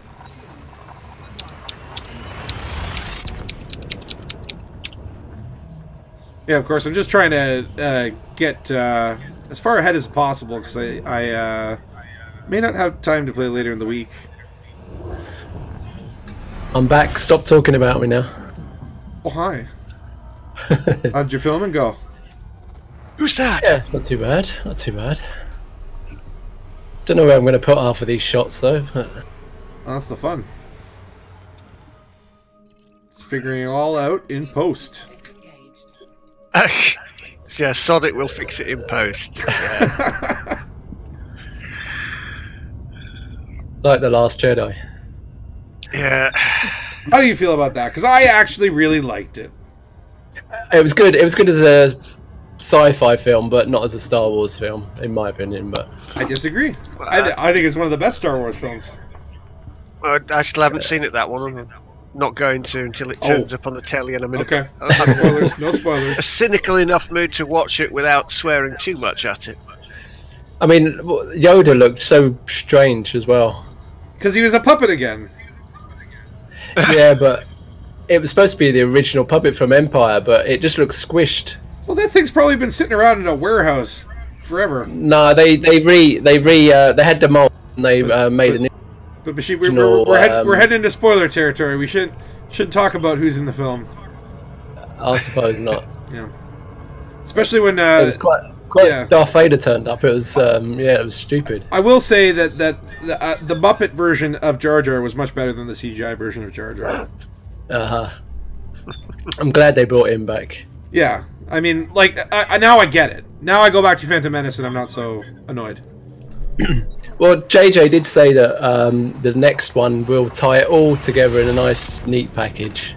Yeah. So Jar Jar will be the Snoke. He'll be Snoke, won't he? Well, you know how much respect I have for someone with the same initials as Jar Jar Binks, don't you?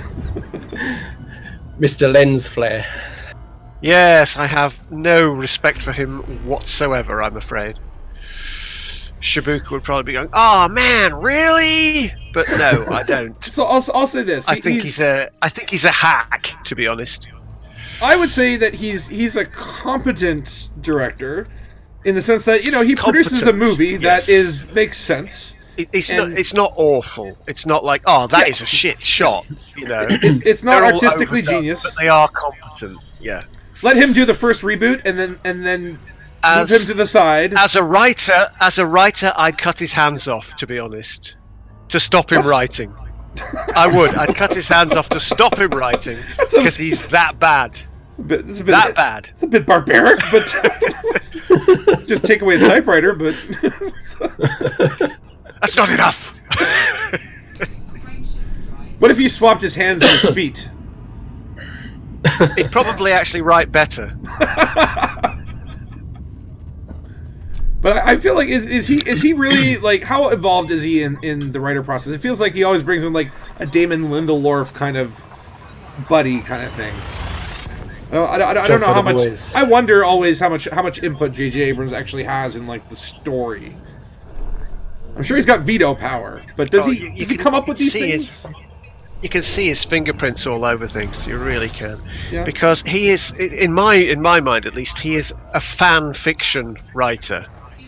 He doesn't know when to stop. He doesn't know when enough is enough. Yeah. And he'll always overdo something and put in an in-joke that's completely unnecessary. But I would argue that one of the things with. Yeah, go ahead. I say that's one of the things I didn't like about The Last Jedi. There was too many jokes in it, which didn't really work. I don't think. No spoilers. No spoilers. You know, if he's got any fingers on it, that would explain it. I don't know. For me, and I guess we can say that there was a lot of humor in the movie. I thought it was welcome. I thought it was fun. I could see it being a criticism if you wanted something a little more serious, because some of the moments are maybe a little bit, you know, they remove you from that epicness. But for me, as an appreciator of comedy, I really liked having some humor in Star Wars. And there's always been humor in Star Wars.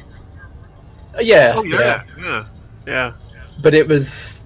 Well, I mean, that's a bit Jar Jar Binksy on. Yeah. Well, no. That's George Lucas. Hold on a second. That's not humor. There was no humor in the prequels. Let's get that straight. Literally, I didn't laugh. Jar Jar Binks is a horror story. No, he's a walking horror story, man. Yeah. But no, yeah, there's a bit of humor in, and that's what I liked about Rogue One, because it had the same level of humor as the original Star Wars films. It wasn't overdone. Yeah, just that taste. No, Rogue One comments and things. Rogue One was a fine film. It was definitely one of the better ones. I mean, again, I think that one had a lot of challenges going for it, trying to, you know, look in that era and try to be more authentic. And, you know, that story, you kind of knew the outcome, but they managed to keep the pace going. Be interesting to see what they do with Han Solo. Well, I've heard really bad things. Like, I've heard that they're at the point where they've, like, had to reshoot everything and hire an acting coach for the lead guy. But they did a lot of reshoots for Rogue One though as well, didn't they? That turned out alright. Yeah, but I'm talking like apparently for different reasons. I watched a video and it was some people who had, you know, inside information, so obviously it's all, you know, rumors or whatever, but these guys are usually pretty bang on. There's a podcast called Midnight's Edge. But yeah, they were saying that apparently the original director duos that were fired were trying to make it a straight up comedy. and that apparently the guy playing Han Solo was channeling more like a Jim Carrey kind of thing. And it was... and upon viewing, they're like, this is, like, awkward. And so they brought in the acting coach to kind of help him get out of that, because they think what happened was the directors probably told him, act like Harrison Ford. And it came off as a bit comic, is what they were saying. So, I don't know. I think that movie's in trouble. If it's cohesive, I'll be surprised. Well, you can only do that if you like Carl Urban, because then you can act. You know, you can be a bit of DeForest Kelly's Dr. McCoy. Sure. If you're Carl Urban, but you've got to have the ability to do it, and he certainly has. Oh yeah, I love Carl Urban. He's a great actor, and yeah, that McCoy performance, bang on. In fact, I'll say this: the first Star Trek movie, I know it's J.J. Abrams. Don't get triggered, Turgeon, but it was good. Well, it wasn't actually that bad as a movie. Apart, you know, if you ignore the premise of the whole ridiculous Romulan Spock ship thing, the planet, you know, sure, and all of that business. It wasn't that bad as far as some elements of it go, until you get down to how he broke the entire tech of the Star Trek universe. But apart from that, sure, it had things to commend it. There was a nice homage to the original. It didn't seek to disrupt the original universe. It kind of added to the story in a way. Like that, the soft reboot really was well done there, and it was respectful. Now, yes, there were lots of things like lens flares and technology and whatnot, and you know, Nurse Chapel undressing, which that was the second one.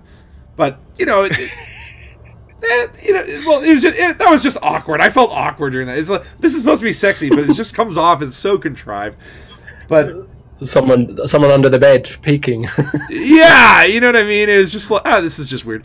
But yeah, I mean, I think overall, like, I wasn't offended. I didn't feel bad. I enjoyed it. And then Into Darkness happened, and it was just like, why are you doing Khan? What are you doing? I know. Like that, the Khan was like a sequel to an episode of the show, and there was some like history there. Yeah. Well, there's one aspect in that film which perfectly encapsulates what I was saying earlier about fan fiction, you know, and that is it's the whole business with that long-range transporter thing. Right. So you can essentially transport across half the galaxy. Now, once you've introduced a piece of crap like that into the technology, it breaks half of the stories you could ever write. Wait a minute, well, that's like it's incredibly short-sighted stupidity. Which Star Trek had that? Discovery. Oh yeah, that's not J.J. Abrams, and that's a whole level of bad. It was Khan. It was the whole transporting onto ships at warp thing. Yeah, but I mean, you end up using a transporter beam to go halfway across the galaxy. Bugger off, man. That was the same entire Star Trek lore. Honest to God, I don't even remember. Star Trek Discovery's got that silly transporter thing as well, though, isn't it? With the creature thing. That wouldn't surprise me, because I have no time at all for that series either. To me, Orville is the next Star Trek series. Good, yeah. That is the next Star Trek series. Yeah. Discovery can just take a jump off a very long height. Yeah, Discovery is pretty rubbish. I believe Patrick Stewart's going to be doing a cameo or something, isn't he, in Orville? Oh, in Orville, okay. That wouldn't surprise me at all. That'd be great. Because hi, David. No, I haven't crashed yet. Well, being what it is, he just says, "Oi, Liam Neeson, do you want to appear in my series for a cameo?" Yeah, sure, I'll do that, mate. Because it's Seth MacFarlane, so he can do that. Yeah. Yeah, honestly, I'm not even a huge Seth MacFarlane fan. I mean, I don't dislike the guy. I just don't find him. I'm not. I mean, I can't get the animated series very well. It's not really. I quite like that. Yeah, Family Guy. Yeah. Yeah, it's not really my way. They did a good Star Wars one. But no, sure. There's some good stuff. Star Wars story, and that was good. That was good. The Orville, certainly, I can certainly get behind that one entirely. Well, that one, I feel like there's a lot of passion that goes into that. Yeah, like, half the time you watch an episode of Orville and you think these are the kind of comments that we'd be making about, like, if we're watching an episode of Voyager or something. Yeah. Mm-hmm. What the cast are saying in the script is what we'd be saying watching an episode of Voyager. So you think, yeah, I can get with this. It's got a little Galaxy Quest kind of vibe, I guess, in that sense. Do you remember that movie with Tim Allen? Oh, absolutely. Yeah. I love that movie. That movie needs a sequel. While they're all still alive. Yeah, see, the trouble is they leave these things too late, don't they? Yeah. Either actors die or they've... Yeah, you can't do that one now. But I mean, the point is that one's got its own sequel at the end, kind of. So, right. You know... And yeah, you know what? It's honestly, okay. that might just ruin. Maybe just leave it alone. They'll reboot it in the year 2022, I'm sure. But yeah, that was a great movie. Galaxy Quest. Wow, that's a tiny star. All right, I'm gonna scan you, little guy. The tiniest star I've ever seen.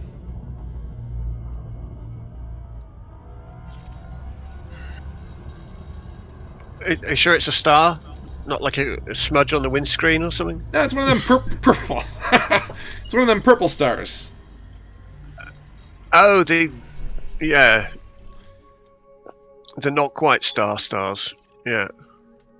Yeah. What is it here? Oh, there's a rarity. Yeah, a class-wide Don't see this very often. I've seen. I'm looking at a planet here that's got 2 names on it because it was discovered in a wing. You don't see that very often. That's nice. It says here that class-wide dwarfs are the coolest of the brown dwarfs. Cool, man. Hey. Hey. And yes, David, what are you saying? Bringing all my favorite YouTubes together. Turgeon, it's a bit late, isn't it? What time is it, Turgeon? No. 2 o'clock, isn't it? 2 o'clock in the morning. Yeah, it's 2 o'clock. That's not too early bad. for Turgeon. Well, I'm being nocturnal at the moment, so... You're in creative mode, aren't you? Yeah, it was, I think it was about 5 in the afternoon when I got up this morning. So, yeah. Well, that's, you know, late to rise, early to bed. Late to rise, late to bread. So, yeah, I'm kind of on night clock at the Well, moment. it's permanently dark here anyway at the moment, so you wouldn't know Yeah, any it doesn't make different. any difference, yeah. We live in the North Pole? Pretty much. Yeah, 55 degrees north we are, roughly, aren't we? Something like that.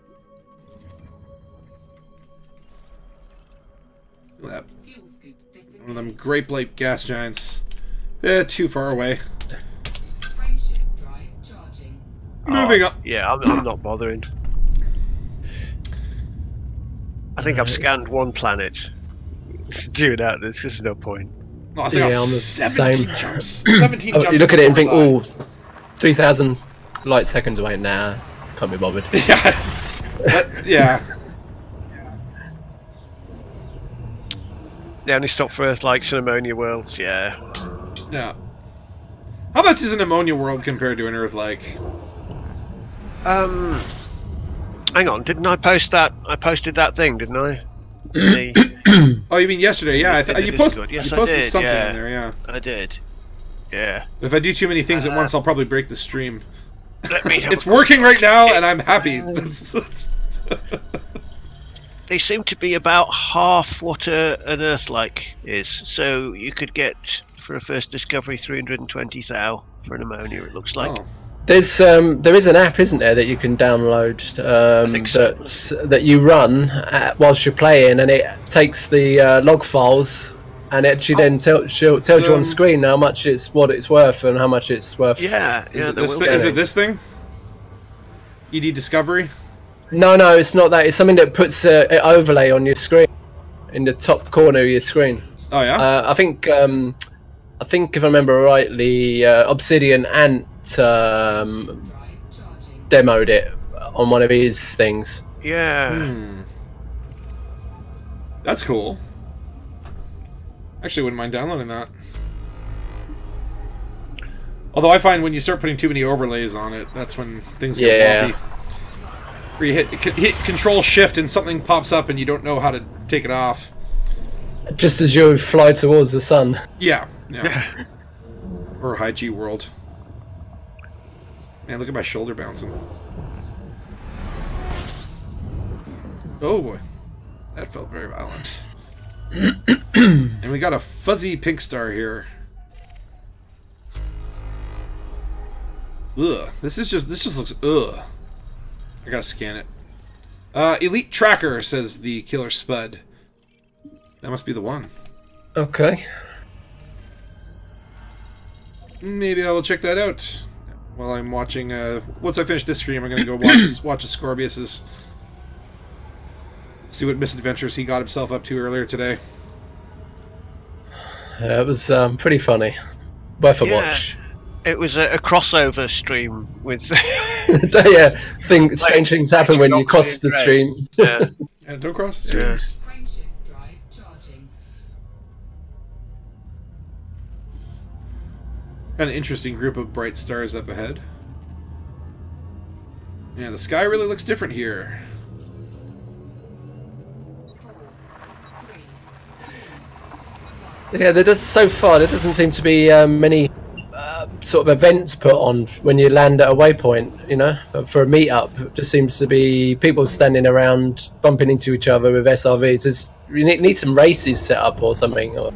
Yeah, I guess. Although that because you're just literally flying from one place to the next, saying hello, and then taking off again, and then going to the next. You're getting off the bus, and they say 10 minutes here, ladies and gentlemen. Yeah.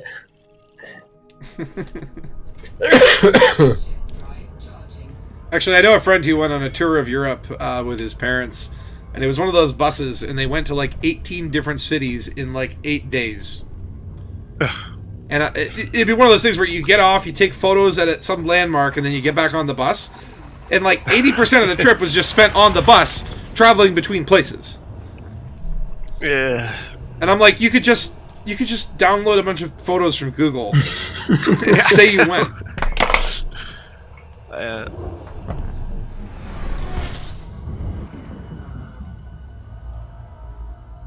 But actually, I might take a vacation soon.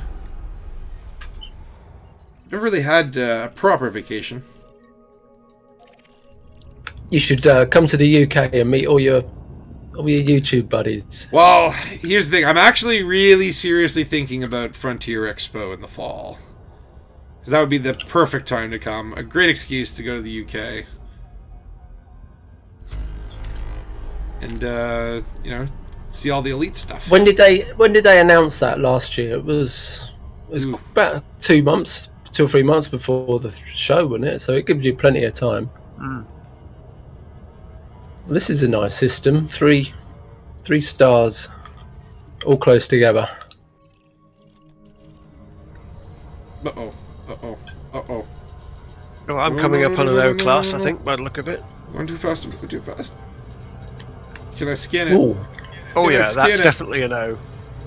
Come on, It's scan! purple. Scan! Oh, I got it! I got it! Oh. You'll see that in a minute and you'll understand. frameshift drive charging.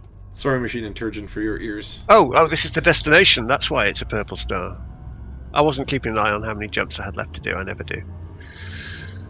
Which waypoint are you at? Hip 175876 is that? Oh, is that? Oh, yeah, yes. So there's a neutron star with rings. With the ringed neutron, yeah, that's yes, very Right. cool. Turgeon, if you look in the YouTube general, I've just put a picture in there. Is that system worth scanning? Do you think it looks pretty busy? Let's have a look. Oh, that's interesting. That's quite pretty. Oh my god. You've got a lot of different different gas giants there. So I just found a system that it was first discovered by Drago Cubex, Gare Panegan, and Fail. Like 3 people. Sharing one cool. star. Excellent. I didn't know that it did that. Yeah, there's some pretty gas giants there, machine. A lot of pretty gas giants. Yeah, if you're in a wing, in the system together with other people in a wing, it will register them. It didn't. It was broken for a long time, but it does seem to now. Well, that's neat. And I Commander like that 309. red gas giant. Yeah. Yeah, you want to get some footage of that one. Not the one that looks like a raspberry ice cream. The last one, or the third one, or the last one? Third one. Third one, yeah. Yeah, that's very red and stripy. That's nice. Commander 309, I fly using a mouse because that's what I have. If you got close to the Io-like moon on that one, and had the gas giant in the distance, that would make a lovely shot. Okay. It's worth a visit. I'll hop out to that neutron then. That's where we're supposed to be, isn't it? Just for 10 minutes, go hello, and jump to the next one. Try and catch up.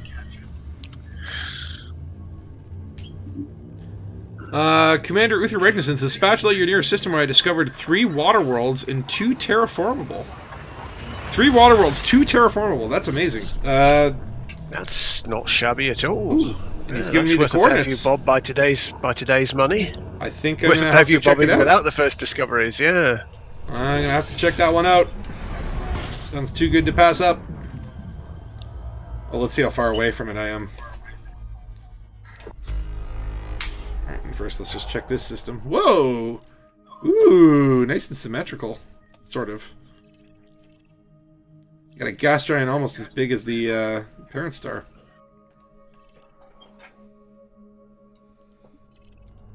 Too bad. I don't care about any of it. I'm got my sights set on some water worlds. Ooh. It's actually not too bad. Yeah, let's do it. It's worth the detour.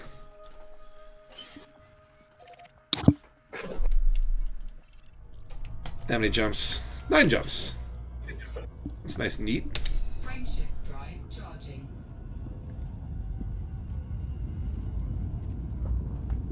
Okie dokie. Thanks, Uthrid.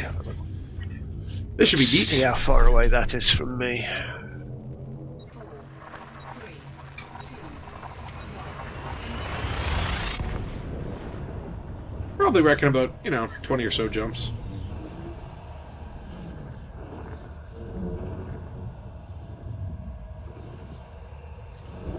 But yeah, I'm definitely trying to take my time and actually... Ooh, why did I come so close?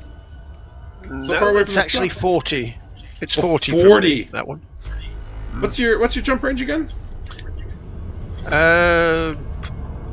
42. 42, eh? cannot comply. Cannot comply. Insufficient fuel. Oh my god. Oh my god, I'm out of fuel. Oh my god. Oh my god. Oh my god. Please tell me these are Have you pulled the scoopable. rock rats? Oh my No, god. I'm just literally go to out of fuel. Go to the galaxy map and just see if there's a nearby star that you can. No. Yeah, swap like beacon I on have the- no fuel in my tank. I only have super cruise fuel, but it looks like these are scoopable. Oh boy. That was lucky. Ooh. Yeah, otherwise Well, I'd be that's the placing one it- thing about getting closer to the core. You know, it's unlikely that you'll be out of range of a star. Right. Yes. Yeah, that could have ended quite badly. Well, I've got some fuel limpets, so I could have caught you up and helped you out. Oh, you could have fuel. Yeah, could have been an honorary fuel rat. But then you are quite away from me, I think, probably. Well, if you're anywhere near me in this neutron star, he's 40 jumps from me. He's 1,000. All right. And 700 odd. I can't remember how far it is. Where was that place I just bookmarked? Will your life support last Well, no, that long? that's. I just marked the place where Uther had said. That's quite a distance off. Alright, that's good enough. Frameshift drive charging. Whee! Still keeping it Dangus. Oh yeah. Got to 0% in my SRV the other day. Nice. Blew up on the planet's surface. Almost ran out of fuel. Smacked into several neutron stars. All in a day's work. It's not even Tuesday yet. You do. Yeah. Yeah, that system's 1,500 light years away from me, so. Oof. Oh, I guess there's It's another naffing. waypoint. Just round the corner, that is. It is. It's naffing. Yeah, I think once you get to the spider, then it'll be about 20. From the red spider, it'll be about 20-something About jumps. 40 minutes. That. Is that really? 40 minutes? Yeah, if you get used to sort of, if you just get into the Zen jumping mindset.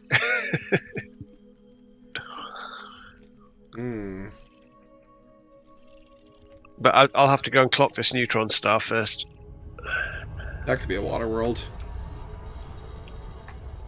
Come on. Daddy needs a new pair of Dangus. I don't want to know. You already do.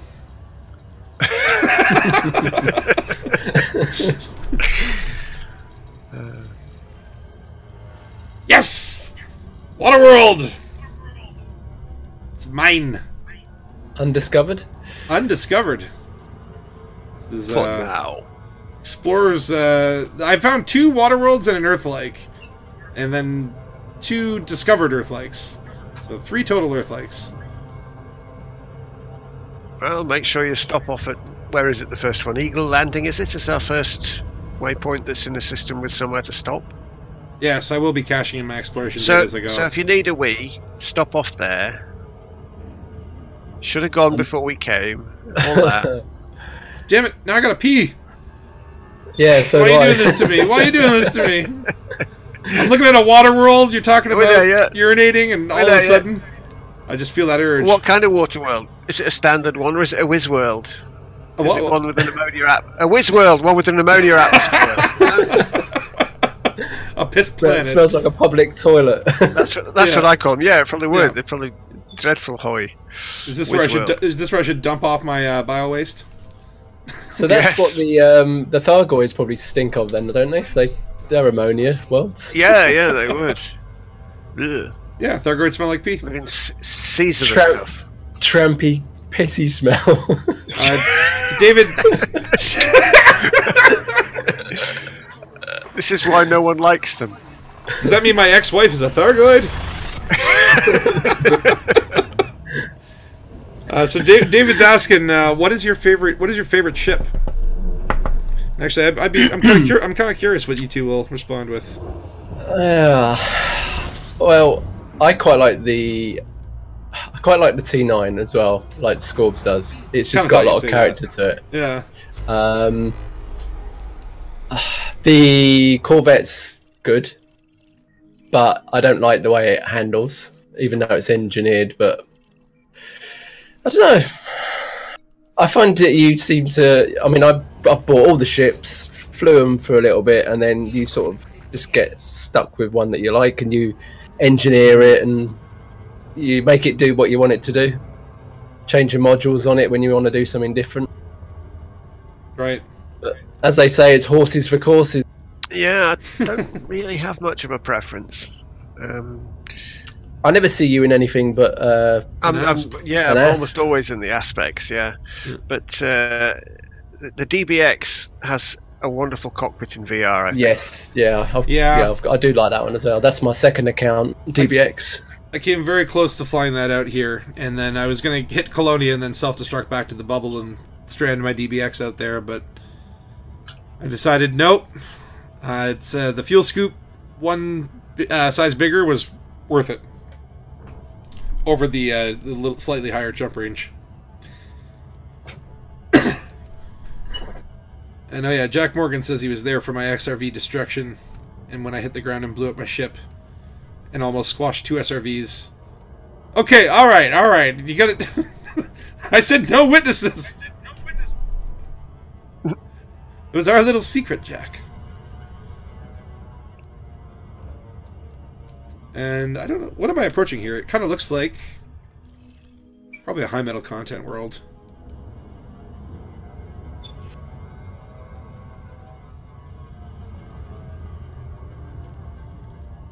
Oh, I got a signal source. What could that be? Degraded emissions. Yeah. Yeah. Some boring. Poor ship that's blown to bits. At least they have changed the thing about that now, that the survey caches and things, they were always illegal at one time. So it was the only thing you'd find out in the middle of nowhere. And so you had no incentive at all to pick it up because it was illegal anyway, so why bother? But at least they've changed that, so you can carry a few around if you've got the space. I think I'm probably carrying a couple now, actually. I think about it. Oh yeah, and my favorite ship, it's the Python. It's the heat-throbbing, moisture-seeking missile But I really Yeah, I love the Python. I sort of had it for a while, not that long at all, probably a week or so, and then I just sort of moved on to the next one. Never went back to it. Honestly, I did not like it at first. It kind of grew on me. You kind of have to get used to how it handles, but for me, the reason I like it is the module space and the fact that you can outfit it to basically do anything you want in the bubble and still be able to do other things. Mining, fighting, Yeah, I mean, trading.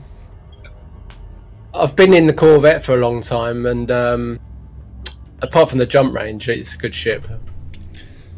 Well, the other thing too is that that's a large ship, so you can only land at certain stations, right? Whereas the Python can go anywhere. Yeah. Yeah. So if you were to, say, move to Colonia... Oh, wait, what are you flying to Colonia? Your T-10? No, I'm in a Anaconda. Oh, Anaconda. Yeah, so... And a DBX. A lot of Colonia is small and medium planetary base landings. So the big ships can only land at so many places in Colonia, right? It's more of a challenge. Oh, that's a good shout, Turgeon. That planet looks pretty good. Yeah, I thought it might. Oh, gas giant. It's got a nice gold ring in the middle. Oh, moons nice. have moons. From a filmy perspective, I thought that's nice. Yeah. I'm gonna snag me one of these moons. I don't know why.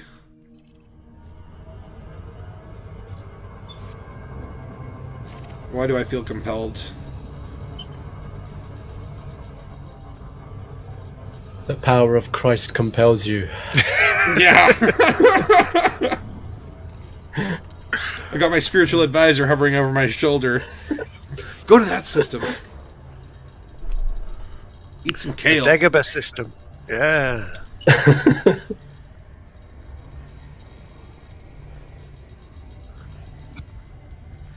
Good old Yoda.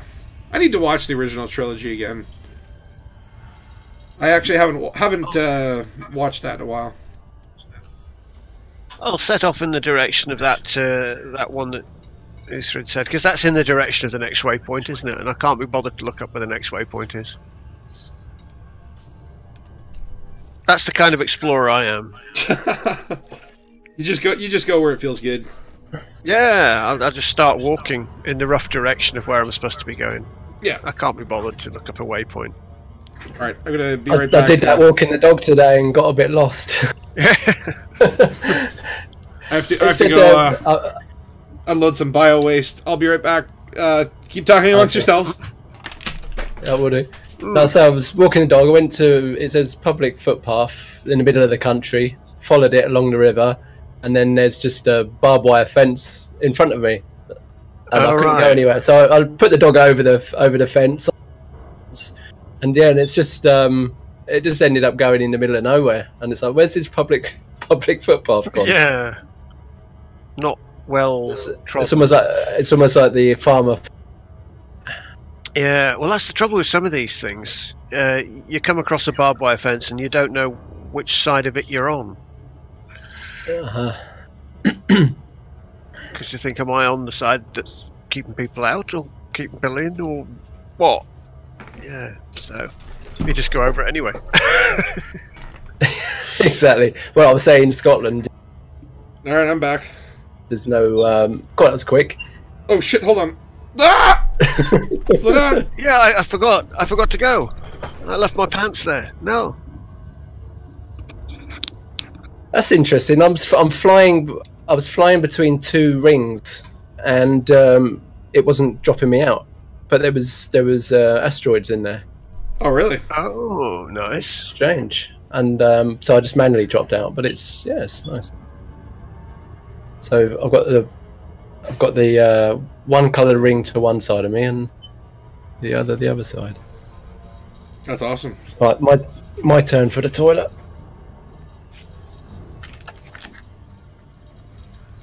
We might as well be doing Sophis runs.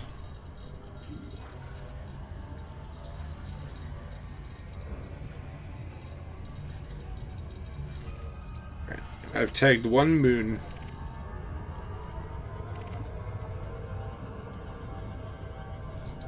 Alright, and we are 5 jumps away from this uber cool system that should have 3 water worlds. Very excited to check it out. Oops. I wonder if this route takes us anywhere near the one that my alt has to its name, which I think it's a neutron system with an Earth-like and an ammonia world in it. Oh, wow.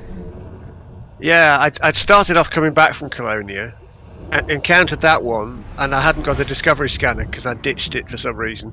So I went back to get one, specifically to go back and scan that one world. Right. But you know, I'm not leaving that. Yeah, So I yeah. had to go back and get a DSS. No, that's pretty worth it.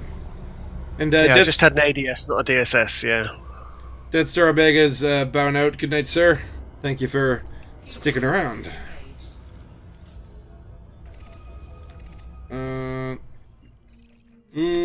Boring system, but untagged system. Okay, I'll take this star. I'll take the further away star. Take one for the team.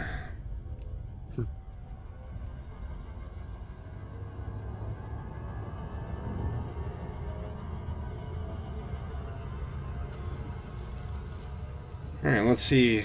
Yeah, my Explorer rank is 3% Pioneer. Do you think I'll hit Elite? You should do. You should do. In the old days, you wouldn't, of course. Yeah. Back when you had to jump uphill both ways. Yeah, that's right. Back when we paid the iron price for everything. Yeah. Yeah. And you have to use your imaginations to fight Thargoids.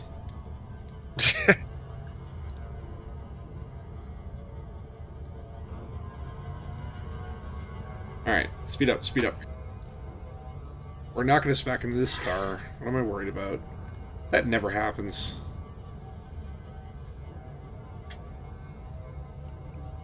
Ooh, what's that? See, I'll tell you something. Those Christmas lights really throw me for a loop every once in a while. Yeah, I had mine on for a while, but I took them off. Thought it was time to take the decorations down. Oh, these are staying up all year. I mean, I'm going to put them up again next year, so why take them down? And yes, I would be that guy. That keeps the Christmas decorations up all year. You just turn them off. So we just moved recently, and it's there's a few houses away. Right. They go over the top with decorations. Oh yeah. You know, like stuff on the roof, helicopter things in the garden, Santa on it, and oh, it's terrible. A coordinated It's light sort of- show. Yeah, it's ridiculous.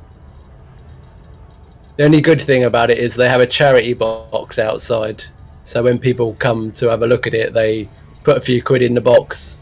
That's nice. Oh, there you go. Yeah, I see these random houses around, and they have like a sort of, it looks like a mailbox or a birdhouse, and it's filled with books, and you're allowed to take books, and you're encouraged to leave books. Oh yeah, I've heard of Yeah. that. And I'm like, that's a neat little system. It's a good way to get the books out there. People leave their Kindles in there. If only I could read.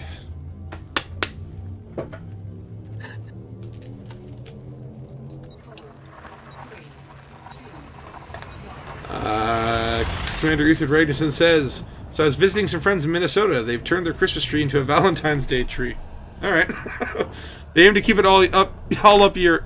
They aim to keep it up all year. St. Patty's Day tree, etc. Well, that's practical. It's called recycling, and it's good for the environment. Fuel scooping. Not so good for the tree. I assume it's a fake tree. Also, David Kennedy says he's reminded of the Yule Tube. And that was fun. That was a lot of fun.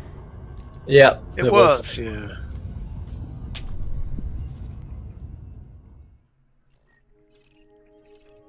See what we can come up with next year, hey? I'd imagine Distant World 2 run over Christmas. When does that leave, and how long does that go for? Well, they were going to wait until the last patch or last update, weren't they? So they could, because that's where all the Explorer stuff comes into play. Right, that makes sense. Well, we don't really know how long it's going to be. Yeah, I mean, it's soon. TM. December the 31st. Nothing to stop us taking Christmas on the road trip, though. No. Yeah, I wonder if it'll just be like you actually need to buy stuff, or it will just be modifications. So you'll be out there and it'll just update. It'd be nice to know what they have in mind. Has there been any details? Because honestly, I have not been following it. But there's a stream tomorrow, isn't there? There's a stream at 8 o'clock UK time or game time. Okay. And I think they're going to be discussing Quarter 1 update, and then there'll be another stream on Thursday as well. Same time. Like, I would love to get more details, just kind of like they did with Crime and Punishment, for what their plan is for exploration. I'd just like to kind of get a little bit of an idea for, what the general premise is of improvement.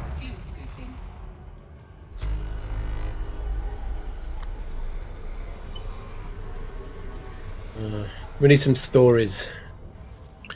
Any stories would be nice. Well, the personal... That's what we're for, isn't it? The three of us. Yeah, we'd be out of a job if Frontier started doing their job, so let's not... Yeah. But, we could write for them.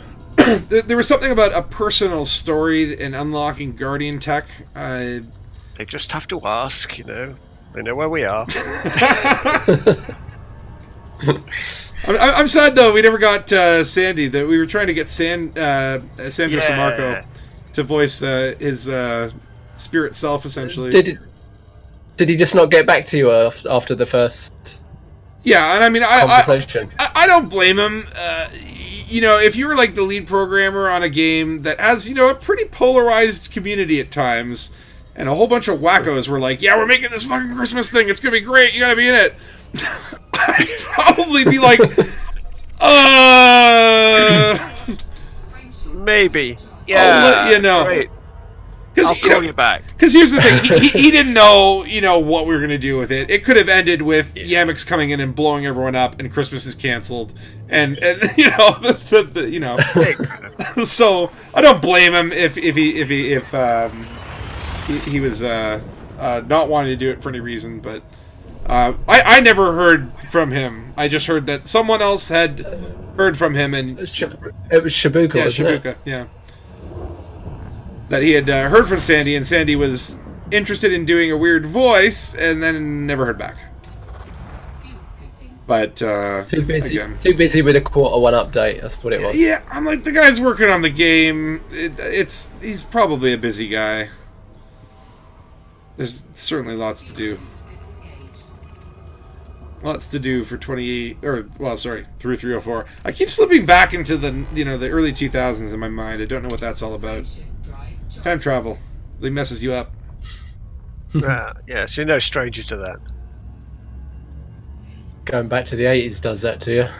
Oh yeah. I would have stayed longer, but the 90s. So how are you finding this live streaming malarkey? I'm enjoying it.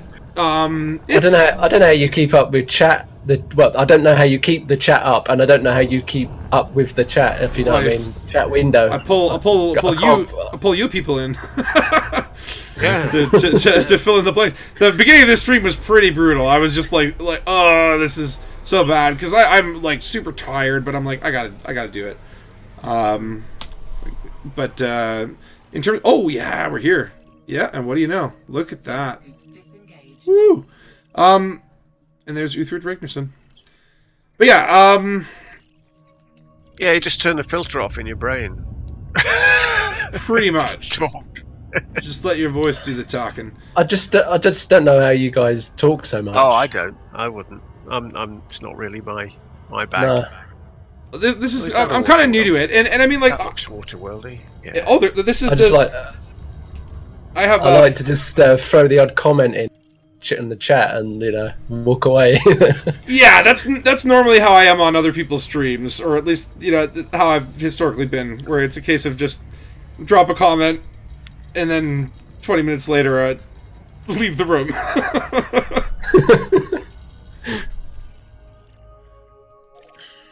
Ooh, 3 water worlds in a row.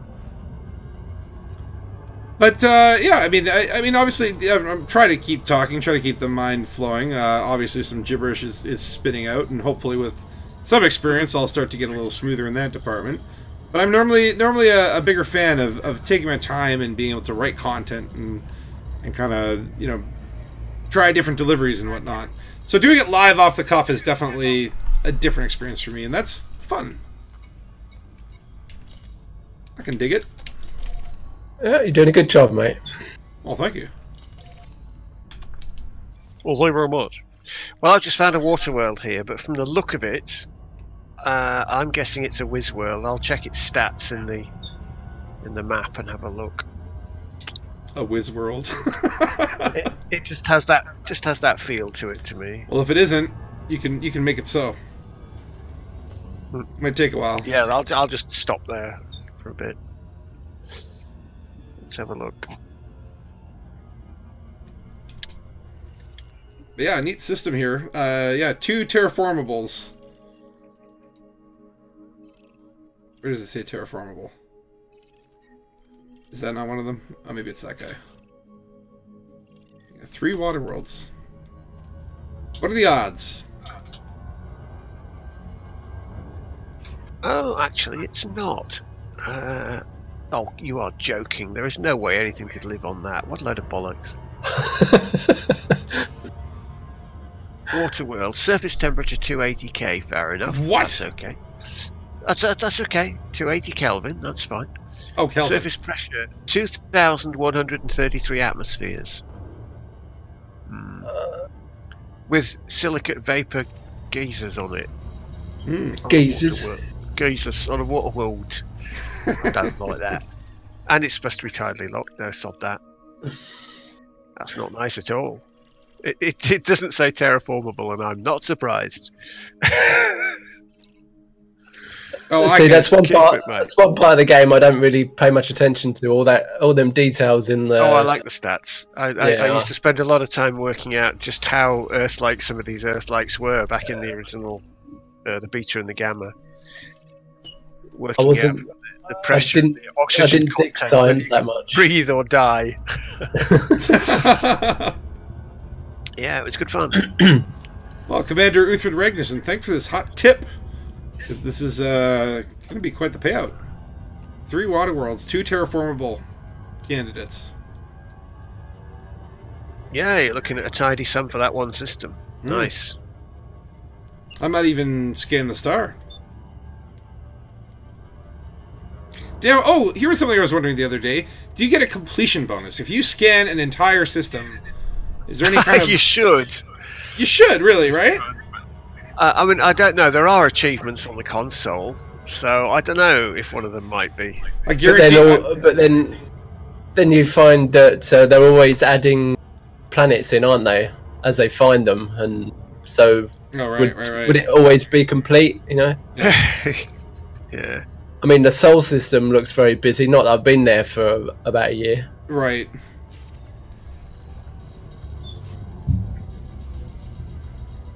But I imagine that's probably the exploration patch they're talking about. Oh yeah, we'll give you a system completion bonus. Problem solved. On to the next feature. Who wants space legs?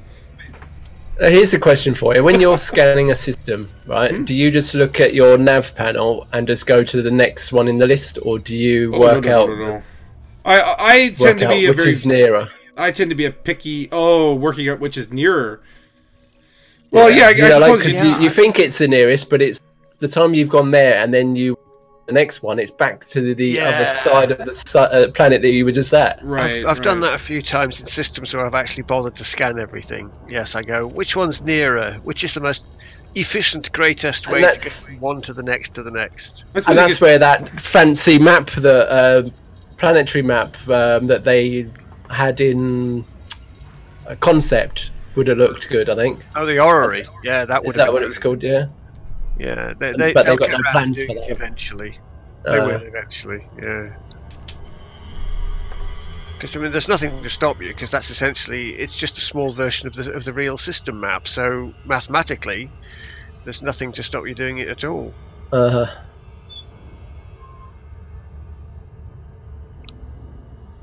Space is pretty. Look at all them stars. Oh, that's a shame. That planet that's near that red gas giant. It's when you look back at the gas giant, it's just you don't. You only see a thin. Away? No, it's not far away. Oh, but the ring. The ring is just thin and crappy. That is one of the sad things about so many of these things when you've got a ring, because the moons are actually orbiting on the same plane as the ring. So yeah, but that's as it should be. We can't really complain. Unless you've got a capture that's orbiting at some weird angle. So I'm back on track towards Thor's Eye. Let's see where you two Muppets are. Oh, I'm fanning around in this system still. Yeah, I'm 31 jumps away from Uthred's system. I stopped to scan a couple of planets. Very rare for me these days. You gotta go to the Red Spider on the way, at least. Have I? It looks like you're very close to the Red Spider. Oh, do I have to? Oh, it's literally on your way. It's like, yeah, it's pretty much on the way. Unless you don't want the waypoint. I should stop at the waypoint, really. It's pretty much just a, you know, so that, check out the scenery sort of waypoint. If I ever bothered to upload the journals to the thing, it would it would say I've been there. Oh yeah, I'm unlikely to upload them. I can't be bothered. I was gonna say that would take like 7 hours if you upload. Yeah, up until this expedition, I've never really used many of them tools. You know, EDSM and all that, and it's quite a good tool actually. It's kind of keeping me on track. Otherwise, I'd start wandering around and getting all squirrely. Like, I like the idea that it's breaking up the journey into smaller segments. Where instead of just, like, trying to reach Colonia, you're going here, and then you're going here, and then you're going here. And then you're going there. And every place is new and exciting. Oh, that looks pretty. I'm going to go over there. Shiny. Yes. Oh, that's a nice one, actually. How far is that away? Let's do a fuel check, and we have fuel. That's good. It's too far. Too far. I'll actually slap a bookmark on his thread so I don't lose it, and then I'll drop back to the Spider Nebula. Warning. Temperature critical. Is this about temperature? Complete. Oh. Uh-oh. Abort, abort! Why does Galactic Power stand out so much on my menu? Check out Galnet. When are they going to have that, like, Galnet's going to read you bedtime stories thing happening? Is that in Q1?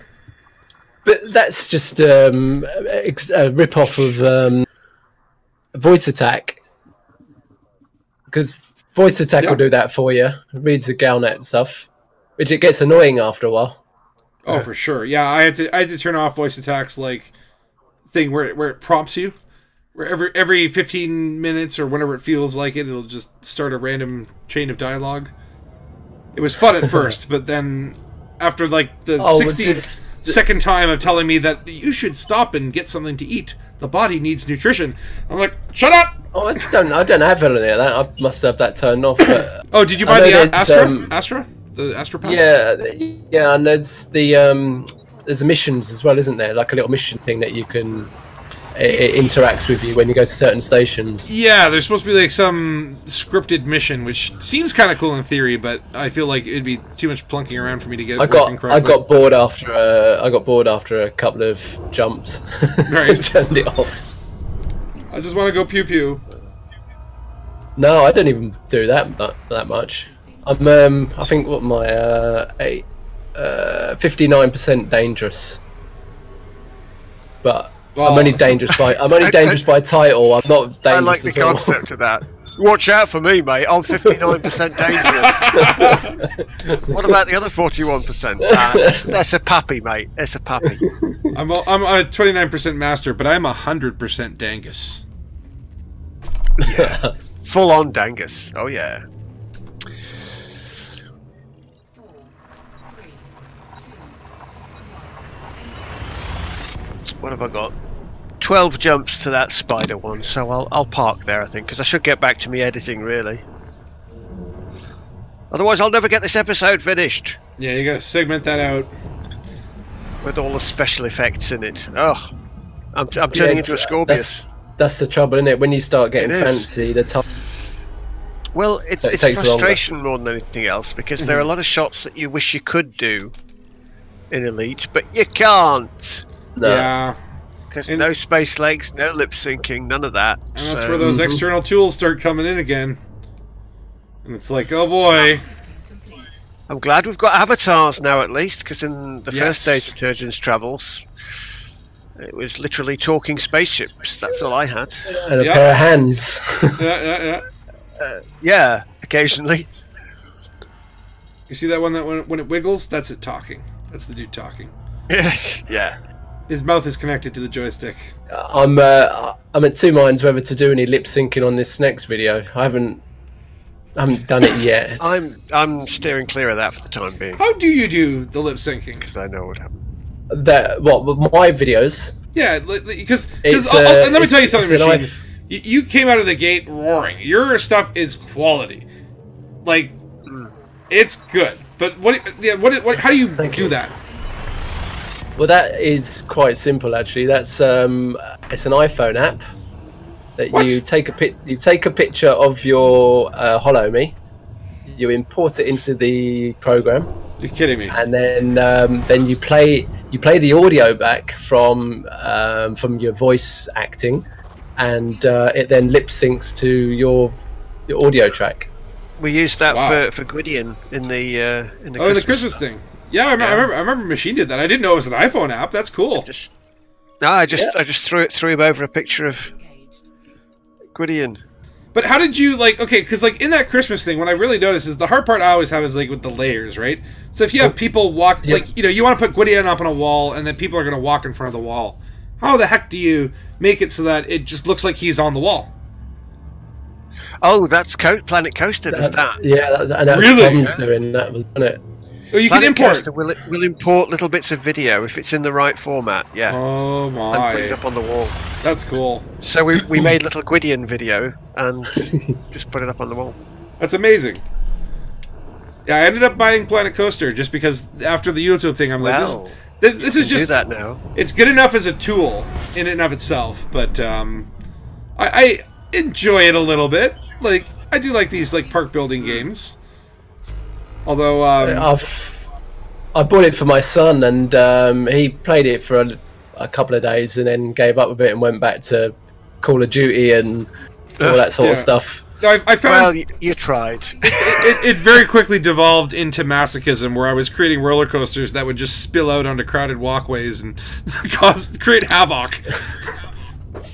I did try and get him involved in Elite so he could be my cameraman, so to speak. Co-pilot. But yeah, co-pilot. But I sent him on his way with the training missions, and he couldn't get to grips with it. So I've just come to the sense that you can't get people into Elite Dangerous. They need to go themselves. If they don't go themselves, it's so hard to get people into this game. Yeah, I think if I didn't play the original, I think I would have loaded this game. Looks pretty, but nah. It's just something not right about it, and then I'd have given up. Right. But yeah, you just got to ease yourself into it gently. That's what she said. Mm. And they've implemented the training things as well, which weren't in the earlier version. So Yes, David, you're getting a glimpse into the behind the scenes, the man behind the curtain, the method to our madness. Lots of hacks, lots of little hacks. Yes. Watch what other people are doing. Tweak it to what works for you. Oh yeah, Everyone's got their own style as well, haven't they? Yeah, mine's very low key, lo-fi. But Yeah, I'm but it fine with works. that. Yeah, I'm It fine works with for that. you. I just loved what you did with Scorb's head in your episode there. With with your the jaw? version of lip syncing for Scorb's head. I loved that. So I absolutely loved that. So it's one of those things where I'm like, okay, I gotta do lip syncing for Scorb because this will be a hilarious joke, right? That took longer than I think editing all of my Elite videos combined. I That can imagine. little trick, it became so tedious. I regretted it so much, but you know what? I had to do it. I couldn't leave It was Scorb's worth it. lips static. Couldn't do that to him.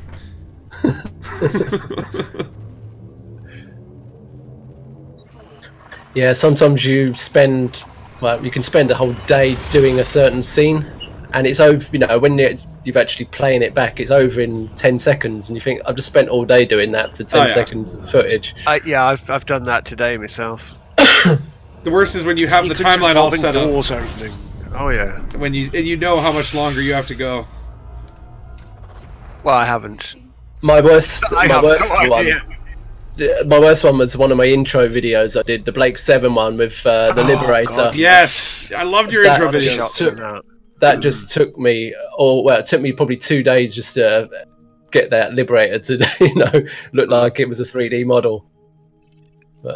And then after I'd done it, Scorb said, I think that DAV thing that he uses. DAV Studios. Daz, yeah. It's got a model. It's got a model on there you could use. That's all right. Cheers. Yeah. I hate these people that always tell you these things after the event. Yeah.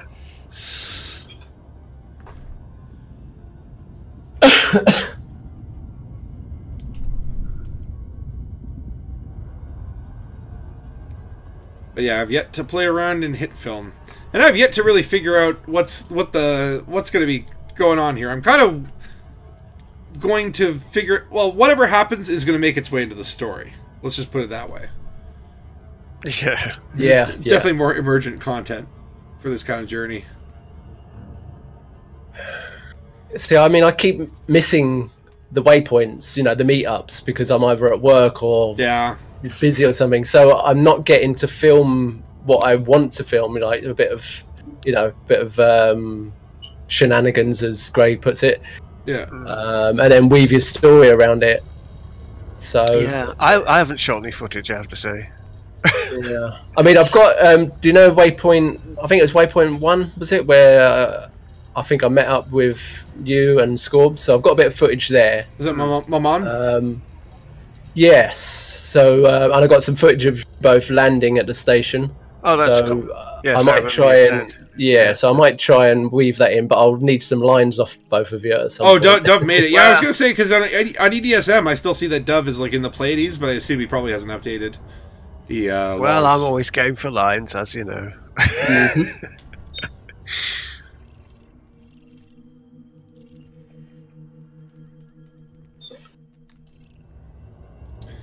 I got another potential water world.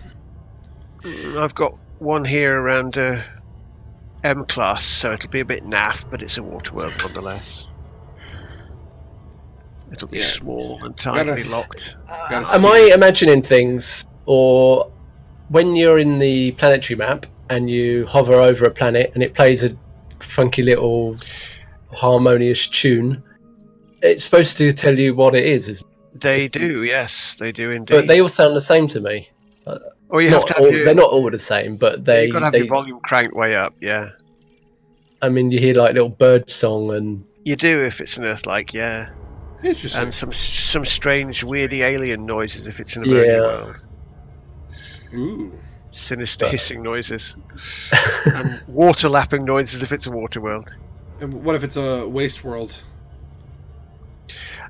They should have noises for that, yes, but they don't. We'll have to hack it and put our own in.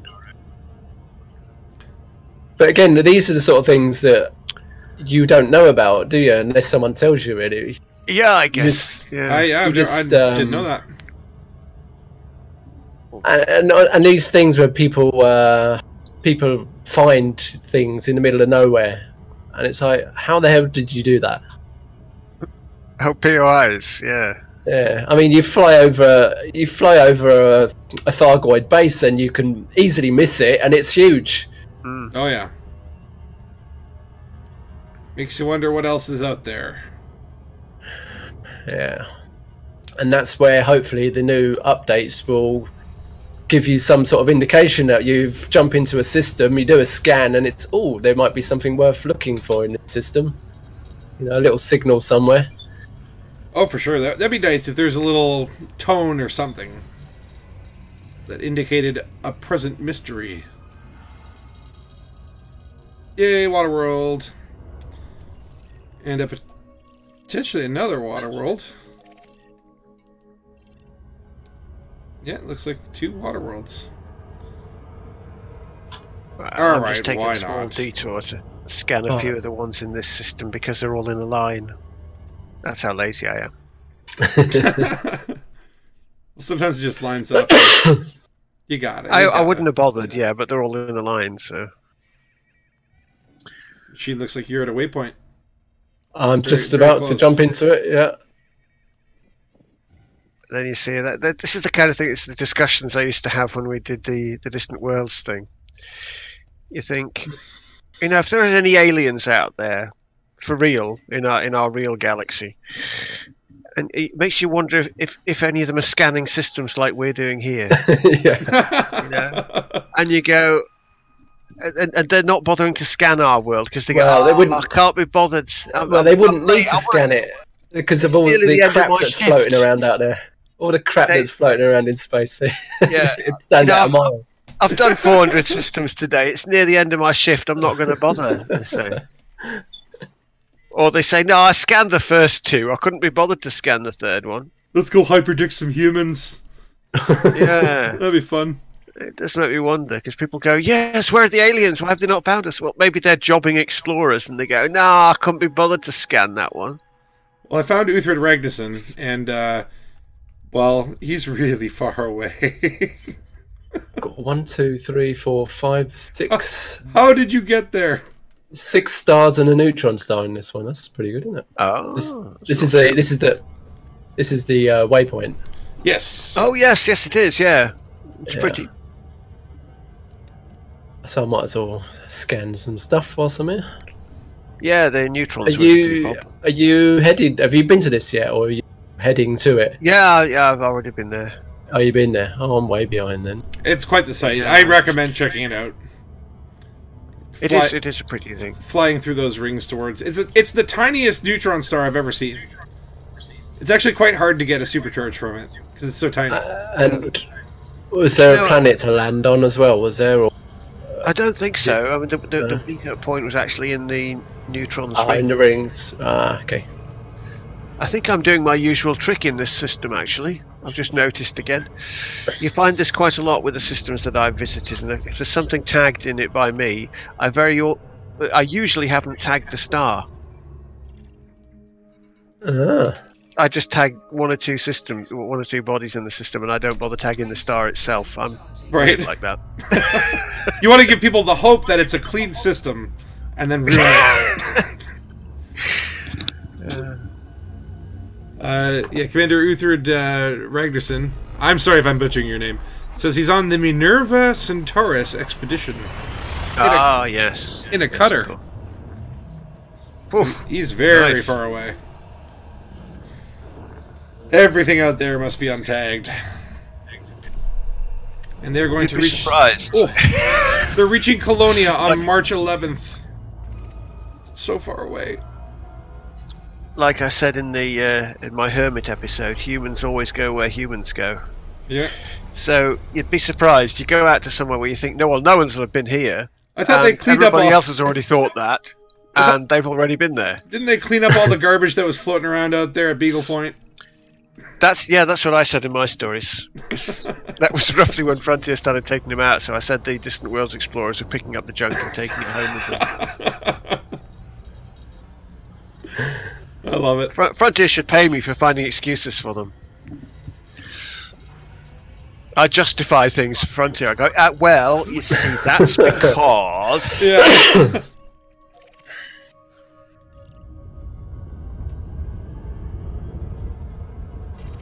What do they call that? Community management? Yes. Just make something up. Stall them. They're asking too many questions. Customer service. Make a fan service, isn't it? Fan service. Make some hint about Raxla. That'll shut him up for a while. Keep him busy. Ooh, a gas giant with water-based life. Fishies. That's always what I think of when I see the water-based life. Good fishing spot.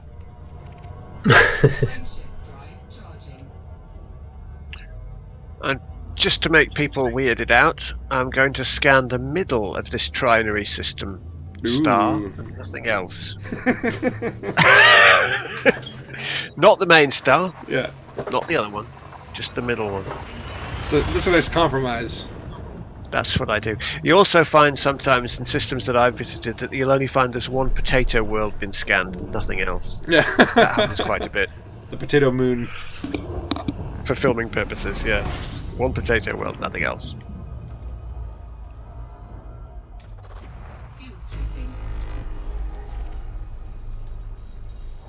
Alright. Ooh, that's a big one. Don't snicker. Oh, yeah.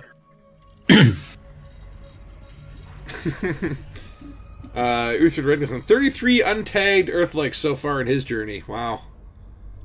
Nice. It's pretty good pickings. Assuming they all remain untagged by the time he cashes them in. Yeah, That's I know, awesome. right? It's what do you say, April I mean, or March? again, yeah, the one where I filmed the Hermit episode, the Earth-like world out there with the moon. That was untagged when I found it, but of course by the time I got home many months later, that one had been tagged to someone else. Of course. That one was only a handful of systems off Beagle Point.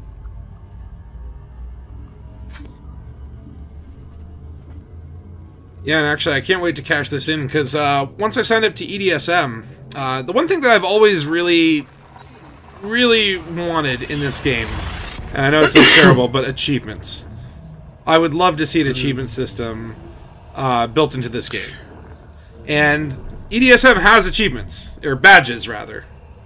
Yes, they do. Yeah, it's nice of them to sort that. Yeah, and they annoyingly email. Yeah, email you them. As soon as I uploaded my profile, I got like a mass email. Yeah, when I started emails. uploading a few bits and bobs. Ooh, we got hands. We got star hands. We have star hands. Oh, the grabby star hands! I love those. They look so They cool. usually have seven fingers, though, don't they? But like when you're, going on, a 10-hour exploration and you're nearing the end of that trip and you see those hands, they can really spook you. They do. They freak you out. Grabby hands. This star was Welcome to my system. Discovered by Commander Higgs Boson, or Boson. Nice, good name. It is a pretty good one. That's the old particle accelerator, isn't it? The grabby hands say, "Welcome to my system. Stay. Would that Stay be a while and listen." They Stay say. a while and listen. Oh, Young yes, Watt. yes. Young Watt with his wooden leg. Yeah, here's a little tester for you. There's another visitor. Stay a while, stay forever. That from? What computer game is that from? Another the visitor. Stay a while, stay forever. No. No. We just know. It's a Commodore 64 game. Ah, before the days of I know. Deckard Cain. Never had one of those. Anyone in chat? All 12 people of you. Come on, chatty people. Well, No, you're, I you're never had probably a two of them. 64. Yeah, heard of the game, the platform game Mission Impossible? No. It was what? No. Mission Impossible. Oh. No. It's like little Dalek robots that are on platforms, and you got a it's like you scan each item like office chairs to get pieces of map, and then you put the maps together in a certain order, and it gives you clues, I think, to the next map, and basically you just work your way through the map, and then you get to the big boss at the end. How weird. That's it. Yeah. There was some weird Commodore 64 games. Some good ones. 64K new. I had the VIC-20 before that. That was my first ever. Listen. Do you have any scrolls? Let me identify that for you. Yeah, look. David Kennedy knows it. It's the godly plate of the whale. Bruce Lee, that was another quality game.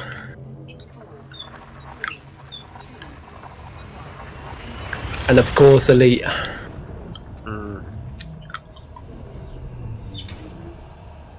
Yeah, see, I never played the original Elite. Back in those days, the game that sort of got me into the space sim genre was a game called Privateer. Oh yes, very good. Which is a Chris Roberts doing Elite, basically. Was that the one with Clive Owen? Was that the live action one? Or? That was. Oh no, I'm talking about the original one.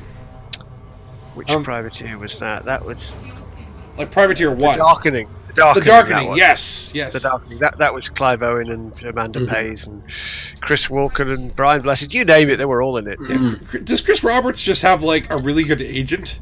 Because Mark Hamill in Wing Commander, Malcolm McDowell in Wing Commander 4, like he's got that's right.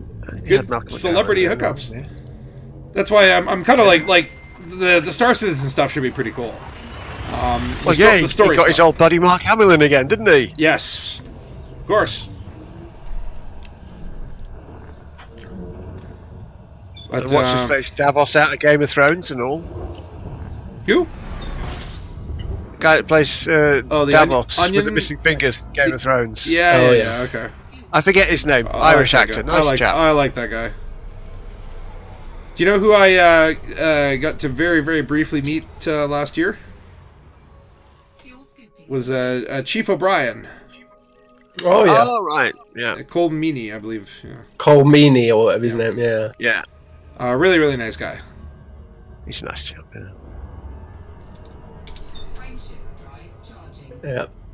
Deep Space Nine was quite a good one. I quite like that. I still haven't gone through it. I just finished actually running through all of the Next Generation, minus a couple episodes here and there, which were really bad. It's on Netflix now, isn't it? All these things. Yes, so my next big project is going to be Deep Space Nine, or the Orville. But well, Deep Space Nine is a bigger project than the Orville at the moment. Yeah. Oh yeah. Seven series is it? I can't remember. I mean, for things, a sci-fi set on just one station and that's it. I suppose you could say the same for Babylon 5, though, couldn't you? Oh well, that's why DS9 tried to compete the way it did with Babylon 5, and with mixed success, because the formula that Babylon 5 had was never meant for the Star Trek world, so Star Trek shouldn't have tried to copy it, really, and stuck to their own thing. But when Babylon 5 finished, DS9 settled into something else, and so you think, it's back on a Star Trek path now. Yeah. Oh, Commander Uther Ragnarsson says he's seen Tom Baker in a supermarket. That's awesome. And Tom Baker actually did a voice pack for Voice Attack. Yes, he does. Yeah, was it Midnight? He did. Is that as weird as Brian Blessed doing an advert for Radio Sidewinder? Yeah, because he did. Well, that's awesome. I haven't got that yet, but I need to get that. He is a nutter. Radio Sidewinder, it's nearly as loud as me. Gordon's alive.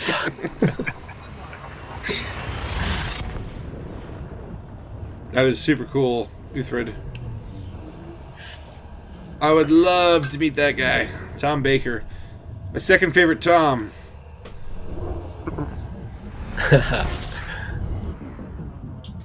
And yeah, Tom Cook is probably not watching because it's 2 in the morning, and I think his computer is like in his kid's room. This would be very disruptive. Watching. Dad, go to bed. That Reddit thing was unbelievable. Oh yeah. Oh, it was. Yeah. He's got some crazy cool stuff. He should put that on Kickstarter, shouldn't he, and make his own game. Fuck you, Fun Zero. I'm going to do it myself. It's a Koso game. Yeah.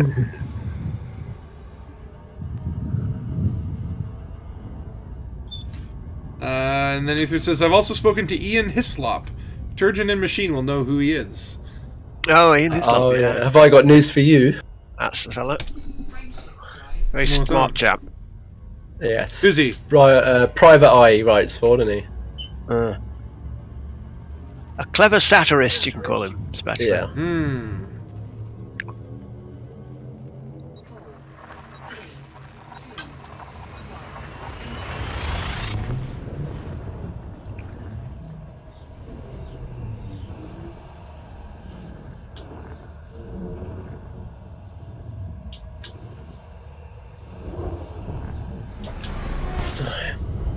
Alright, I am one jump away from Thor's Eye. I finally made it. The trouble is, though, this game's overtaking my TV viewing and things like that. I know. You put when you're doing content creating, it eats a lot of time up. It is ruining everything. Like, I should really be like organizing and packing for my trip right now, but I'm like, no. Let's where you heading? I have to go to California, to Long Beach, and then to Las Vegas. Are you going to play the slots? Well, the slots will play me, if you know what I mean. I don't know what I mean. Yeah, I'm going there for work, but I will probably, get up to some trouble.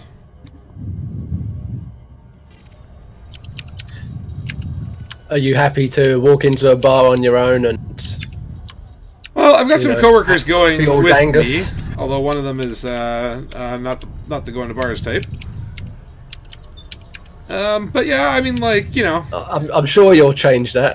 I think like sitting at a bar in Vegas by yourself is quite an experience that everyone should really try once in their life.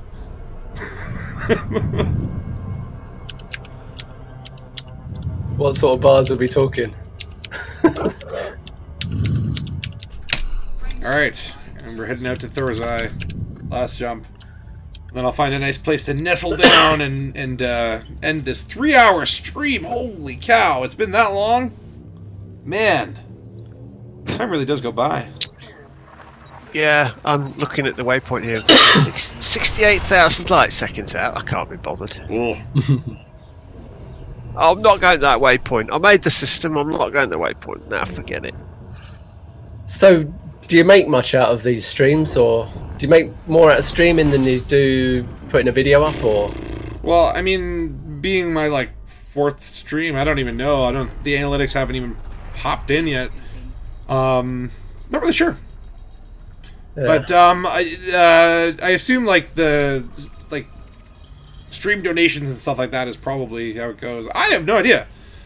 What's that, Twitch and that? Yeah. Yeah, well, like to me, I feel like that's probably more like a serious streamer's revenue would be based on something like that. I'd feel cheeky asking people for money. Whoa! I suppose if you're putting all your time in. That is a black hole, isn't it? Alright, I think I know where I'm going to end this stream. And Commander Uther Ragnarsson says, go to the Spatula, go to the Chandelier Bar. What is the Chandelier Bar? Is that in space or in Las Vegas? I can't separate reality from space, I'm sorry. But I do want to go, actually, to the Neon Sign Graveyard. Which is where when all the neon signs in Vegas die, they go to this place. Are they not recycled?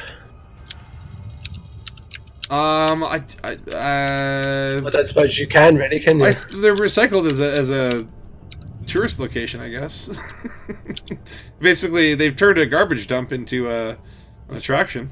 There's something to be said about that. So Jack Morgan says the cluster near Thor's Eye has a number of black holes and neutron stars in systems with blue stars. Well, thank you, Jack. I might spend some time here before I depart to the next waypoint, the next stream. And Proxima says, "Hey, streaming on YouTube is how I've made every cent I've had in the last 8 months. No joke." Well, hey, good on you, man. But you're like serious about it. Like you do it. Proxima how many does it, like, cents was that? Yeah, I was going to say how many cents is that? About 12, probably. Yeah, every cent I've made in the last 8 months. How many cents? 8.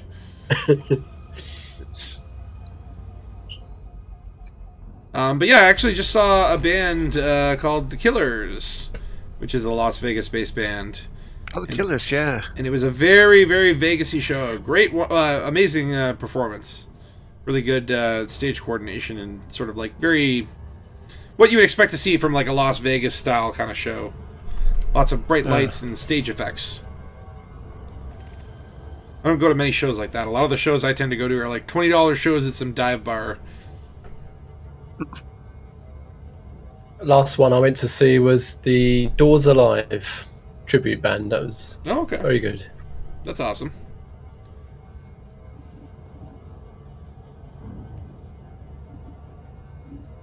Yes, the Killers were quite good. And I'm trying to think, what was the last band I saw before that? At least the last big one. I saw Black Sabbath last year. Very glad that I got to actually see them before, you know, that's eventually going to end. So the system really is the closest you can $4 get grand, that's pretty good. Oxy. Oh, wow. That is pretty good. Not bad. Damn. Oh, Biffy Clyro. That's a great band. I love them. Really underrated band. You don't hear a lot about them in North America. I suppose they're probably more well known in Europe. But Biffy Clyro, good band. Place was half empty. What? David Kennedy saw the Prodigy live several times. Yeah, that's a band I've never seen live. Yeah. Bet that was mental. Yeah, that'd be a good show. I'm a fire starter. I did see, so I did see one of the most interesting bands that I've seen recently was called Oakley Dokley. And it is a Ned Flanders Simpsons themed hardcore metal band. And they're really, really hardcore and really, really in character. They all dress as Ned Flanders. I have to say, like, literally, I can't describe how amazing this show is. All I'm going to say is, if you see Oakley Dokley coming to your town, go see them. You will not regret it. Unless you just really hate, like, hardcore metal. Then, you know. Is it like death metal or what, thrash metal? Or it's like hardcore. Like, I would say like hardcore. It's hard. It's hard to peg it into a genre. It's really also kind of shouty, parody, shouty. You know. If you look up their single or whatever, White Wine Spritzer, that's probably the best indication you'll get from them. But it's they're funny and they're performers and they put on such a good show. And it was in a venue that was far too small for the talent that they were displaying. All right, we are approaching a black hole. Just mute in a second. I'm actually really... Okay, there we go. Why is it not scanning? Of course, around black holes, things start to get a little funky with the visuals.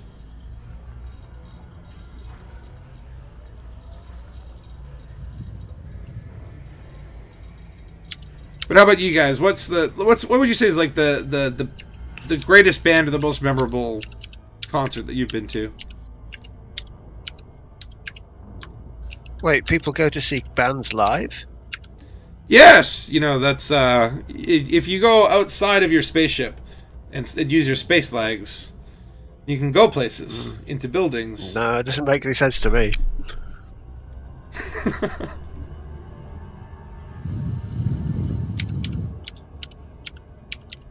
I remember I saw there was a big event called SARS Stock back when SARS was going around.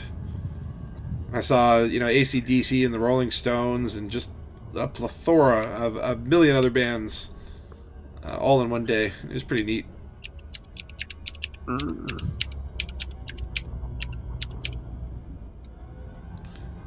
This is quite a small black hole, it seems. Oh, there we go. There we go. There's some lensing. That's what I'm talking about. Ooh. There we go. That's proper.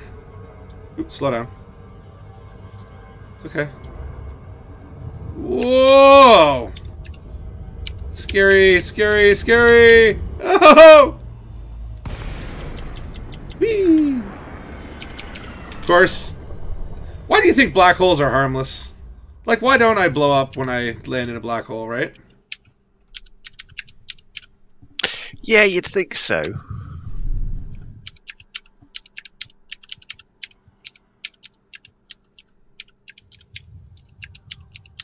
Now, if you've never seen a black hole in Elite, so much fun.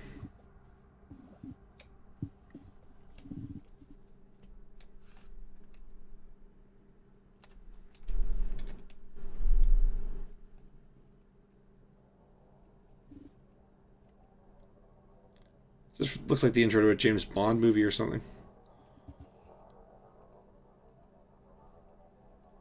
It's kind of a neat shot. Alice Cooper. No, I have not seen Alice Cooper. Fleetwood Mac or Stevie Nicks. Oh, good bands. Good bands. I need to definitely see more music. I want to see more music! Why can't I see more music? See music? Well, you need to take psychedelic substances for that, don't you? I can see the music. Onion head. Get the onion head. Ooh. I've honestly, looking in this black hole, I feel like I've just taken a very strong dose. I'm going to try moving around the black hole.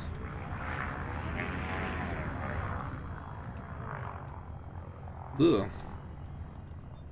This is just weird. Let me try this. Where's the star? The parent star is over here. Wouldn't that look cool? Okay, I know what I'm gonna do. Actually, I'm so disoriented right now. I'm just gonna start going this way.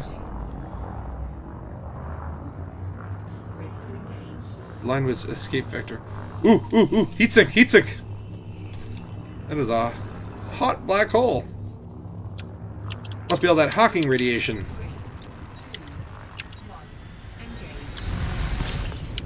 Whoa! That was neat.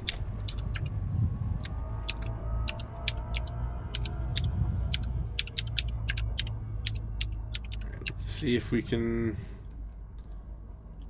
get ourselves between the parent star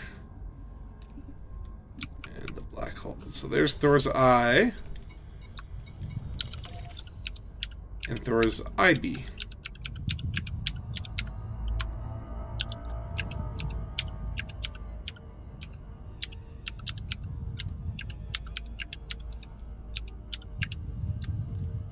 Okay, this can work. This is gonna work.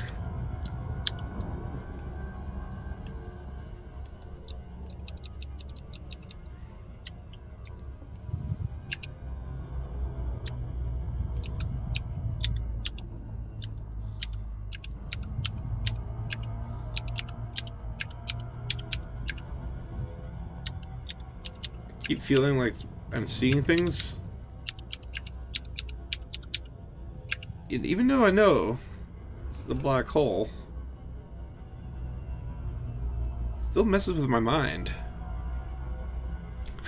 Yeah, Jack Morgan's just like background typing. I feel like yes, that's just me typing. Typing one letter at a time. Typing messages. I am, because I'm in VR, you see, so I have to sort of half the headset. But being short-sighted, I also can't just see the keyboard, so I have to lean in close over the keyboard with the headset up. Hence the clacky-clack typing on my Control-Alt-Space HyperX keyboard. Yeah. The loudest keys of any keyboard I've had. Alright, I've positioned Thor's eye in the middle of the black hole. Let's see what happens. He'll probably make some Odin joke for you, because he's Thor. Still Thor about that? And we have nothing, really. You just see right through it. Wow. Is this really... That's it? I thought it'd be cooler. Okay, maybe if I go to the... Okay, why don't I go to camera mode? I got an idea.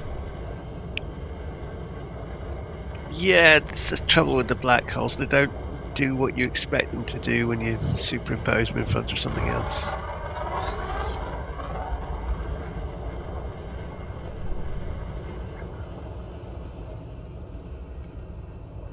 It's still an interesting shot. But I was kind of hoping for a little more, something a little more whack.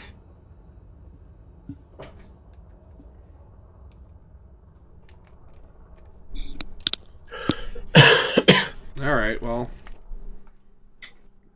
And on that anticlimax. What happened? What did I miss? Oh, I'm just trying to make a black hole do things it doesn't want to do. I'm Oh, I getting thought some you killed sort yourself of or something. neat effect here. Oh, no. No. I am alive.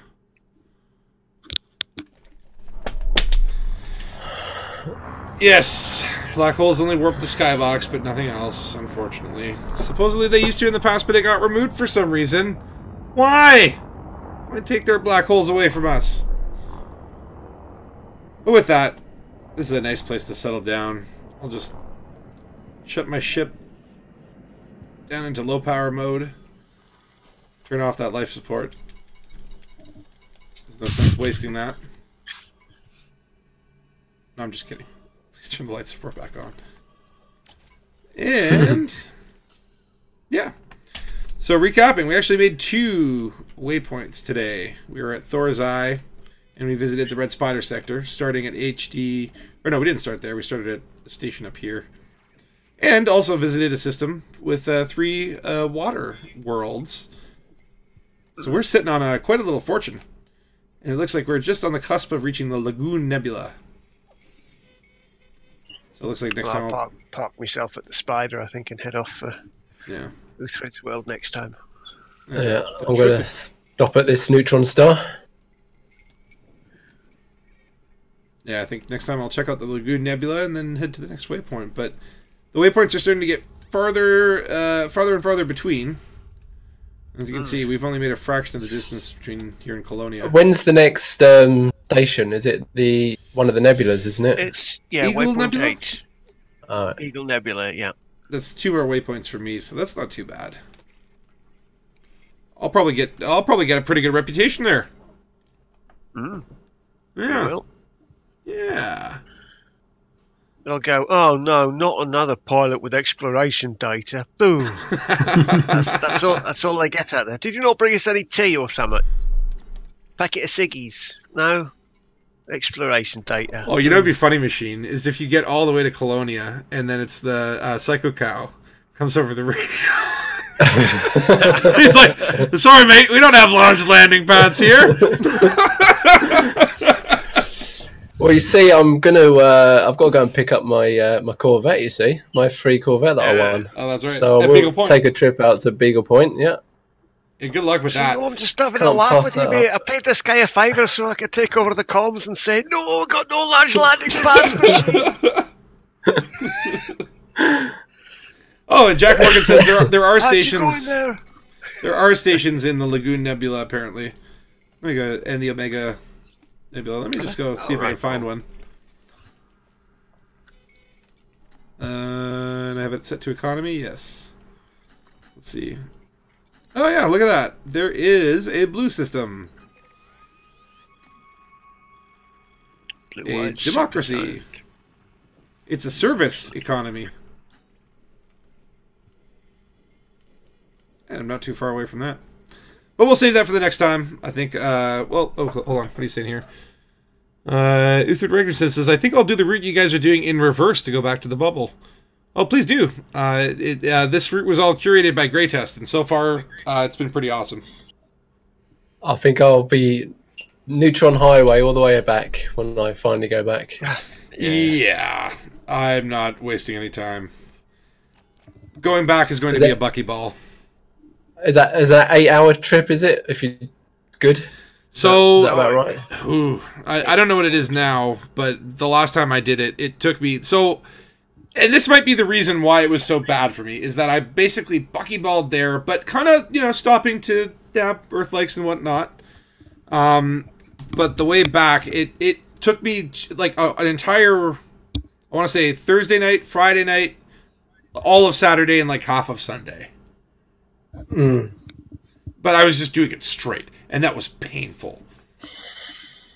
Yeah. I mean, when I was getting the one of the engineers unlocked, you had to do, is it Palin? You had to go out 5,000 light seconds, like whatever, light years, sorry. Right. That was bad enough. How many jumps? It might just do it all after. It's only how many jumps? I suppose if you're chatting to people at the same time, it's not too bad. But when you're stuck out there on your own, yeah, that's the key. Yeah, have some chat going and some decent playlists of music. Keep the space madness at bay. Oh, for sure. Yeah, and at the time I didn't know anybody in the game, so it was just very boring. It was like being in solo mode. But I'll tell you, something interesting happened on the way back, and it's kind of led to me starting to create my own videos for Elite. There was a guy named the Shop Sugar Bus who was active back then, and what he would do is he would go around in a pink T6, and essentially, or I think it was maybe an Orca, but he would go around and he hosted a trivia show. And so he was doing something called the Deep Space Exploration Trivia Challenge, and he was basically going to Sagittarius A and back, and anyone could friend him and meet him up along the way, and there would be 5 rounds of questions. And you'd have to get them all correct or whatever, and then if you got them all correct, you went into the speed round. And the speed round, you basically flew out, pointed at a star, set your throttle to full, and then answered as many questions in the speed round before you either hit the star or chickened out. And so I'm like, I gotta be on this. I just randomly stumbled across this guy. I'm like, I need to see this. And I went and met up with him, and I actually ended up winning. In the speed round. I'm not surprised. And so the prize was 50 gold and 5 happy sparkles. And of course, this was before limpets. So I remember meeting him when I got back to the bubble, and he actually met me outside of a station, dropped 50 gold one by one as I scooped them up manually. And then the 5 happy sparkles were chafes. But that was the greatest thing that ever happened to me in this game. Yeah. And absolutely. Yeah, it really kind of inspired me to kind of start doing my own stuff. So blame that guy. Yeah, that's pure sandbox stuff. Well done, that guy. Yeah. Yeah. He also did a version where he instead of racing towards a star, he had just one fixed laser, and he would just like start shooting you until the end. But people have done some crazy fun things in this game, and I think that the community is really quite unique. Yeah, it is. Yeah, I've never invested so much time in a game before.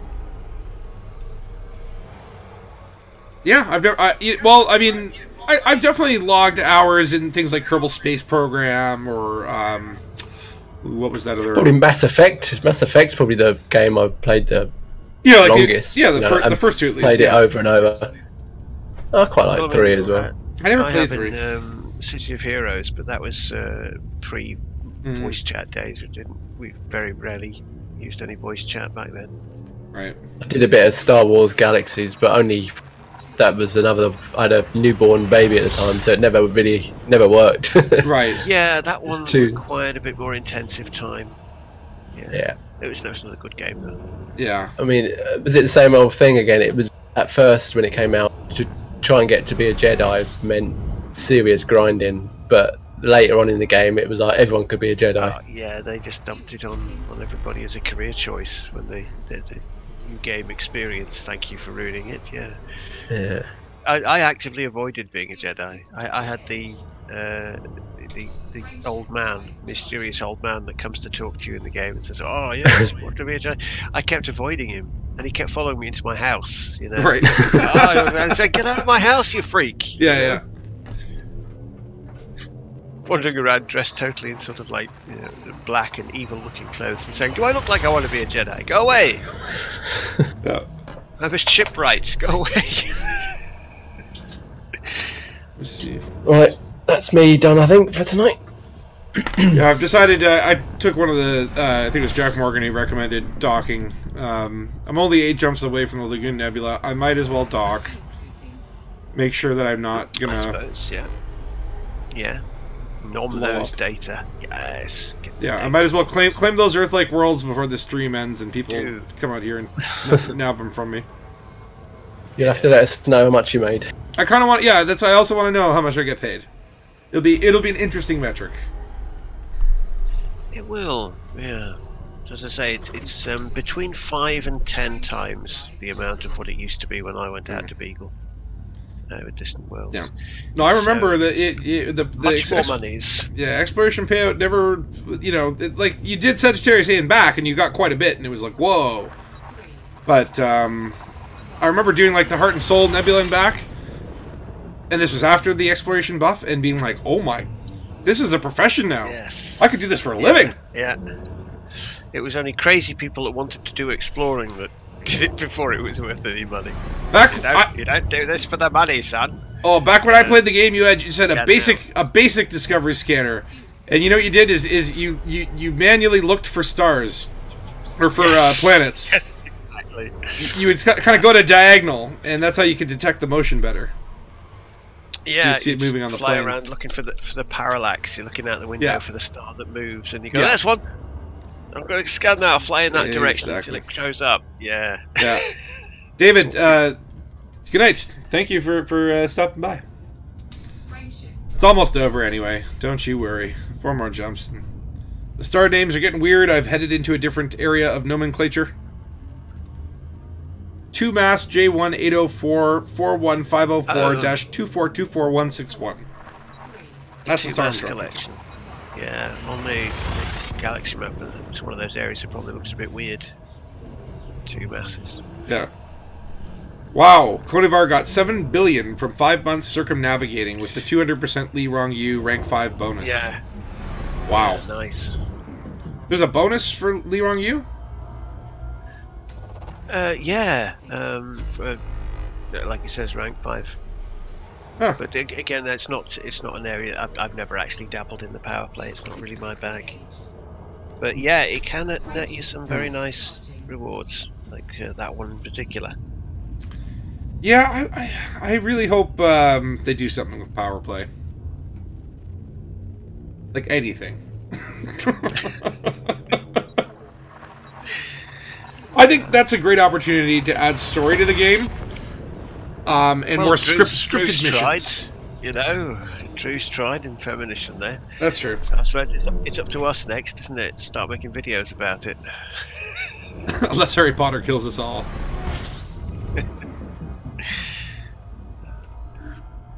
Yeah. I assume at this point he's probably got a new account. I bet you that the Harry Potter name is just too notorious to get anything done. Everybody wants to kill that guy now.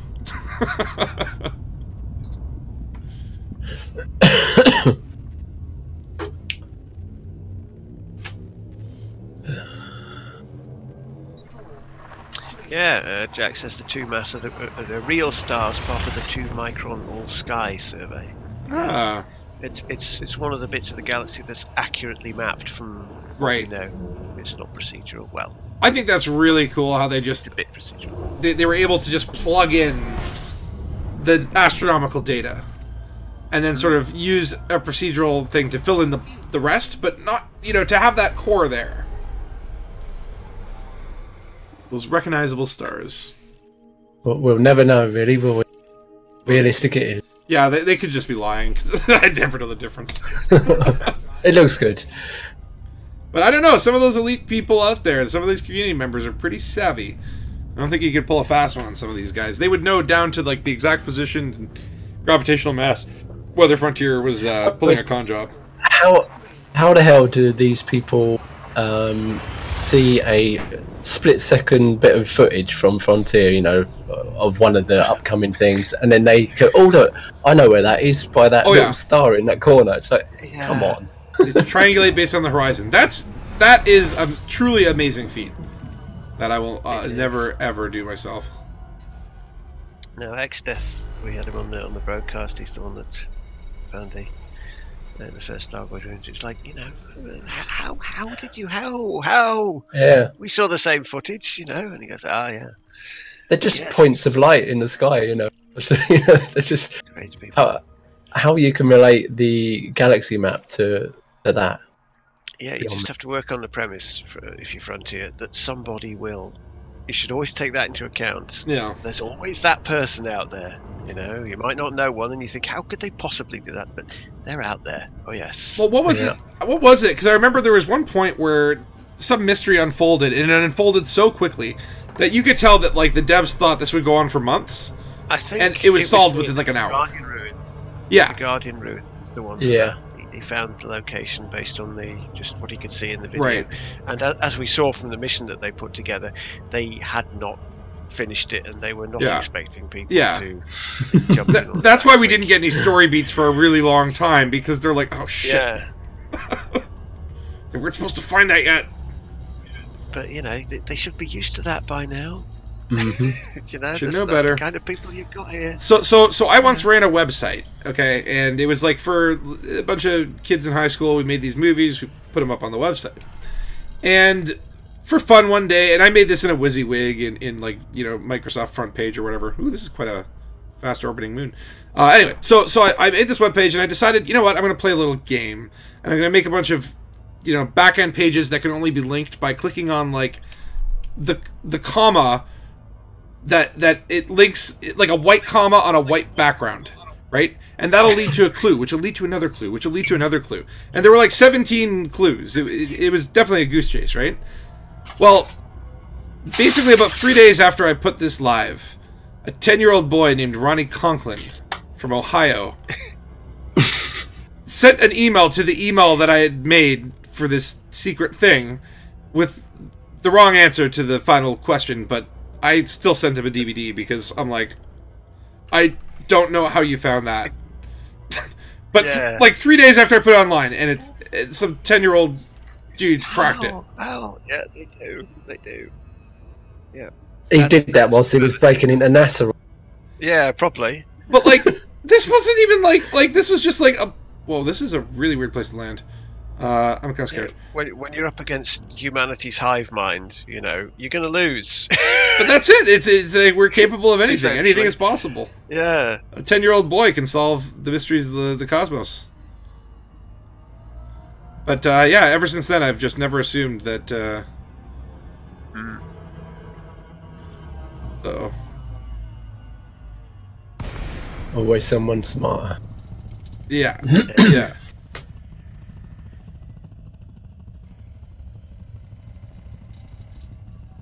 Right, that's me done. This is so weird. Nearly 4:45, bloody. Oh, no worries, Machine. Thank you for jumping on. Appreciate that. That's alright. No problem. I shall catch you again. I might actually meet up with you guys at some waypoint. I'll try and catch up.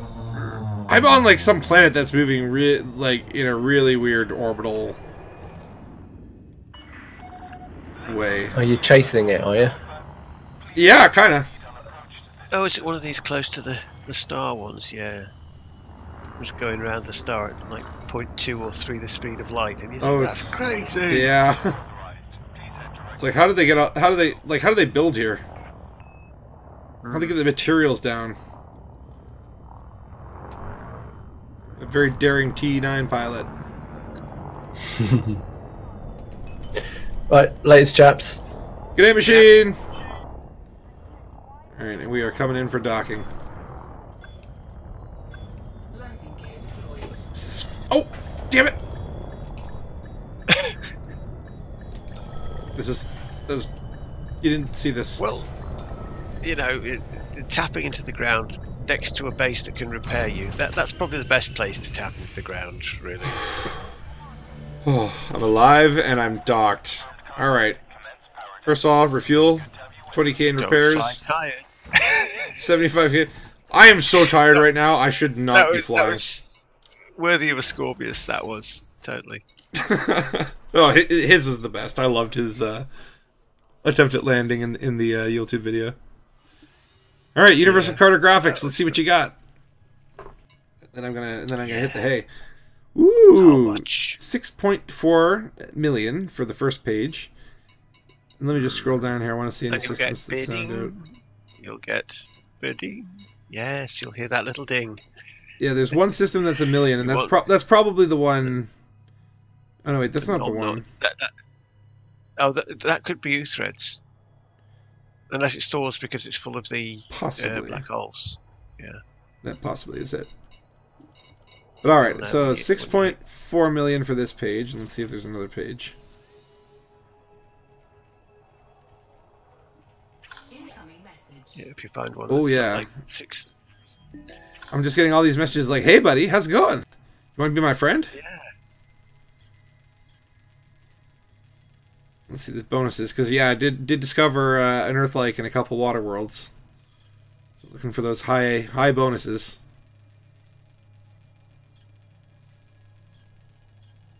Anytime. Oh yeah, there you go. That's got to be Earth-like right there. Next page, 2.3 million. Woo! I'm rich. That pushed me back over 50 million. I'm very pleased about that. Very pleased.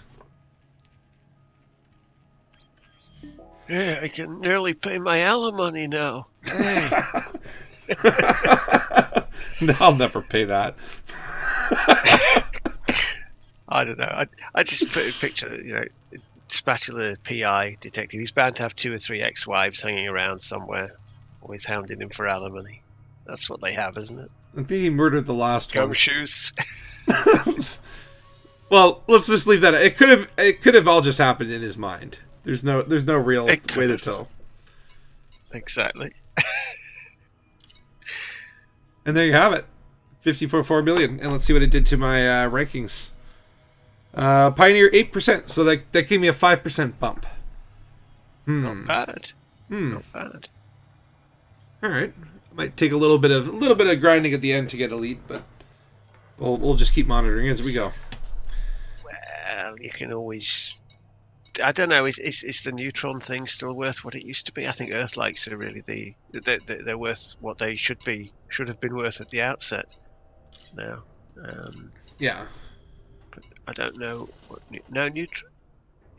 Neutrons are still worth a few bob. But well, Uthred said that the water worlds that are terraformable are actually worth more than an Earth-like.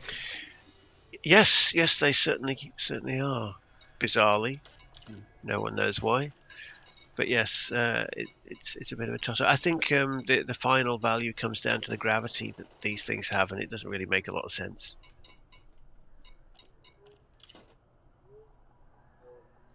Yeah, unfortunately, there's no shipyard or outfitting or anything here, so yeah, it's not really a place I can. It is nice that they did finally get round to making that representative. That the water worlds and the Earth-likes are worth what you'd expect them to have been worth in the first place. Oh yeah, those should definitely be. Anything terraformable is worth a few bob. Of course. But I mean, it looks like the neutrons they're worth 2 to 5 times what they were worth originally. But the water worlds and the Earth-likes are worth literally 10 times what they were. So that's where the money is. I got someone who wants to go to Maya. I don't know if you heard about Obsidian Orbital, man, but I don't think you want to go there. Yeah, it's a bit of a haul. Yeah, I don't even have a passenger bay. Alright, but anyway, I'm going to end this. And, oh, it crashed. Wonderful! Oh, well, there you go. Ended for you. Nice. There you go. That's the perfect way to end. All right. Well, bye. I'll see you guys next time. Yeah. 07s. all around. Stay dangus, folks. Yeah, I folks. Bye.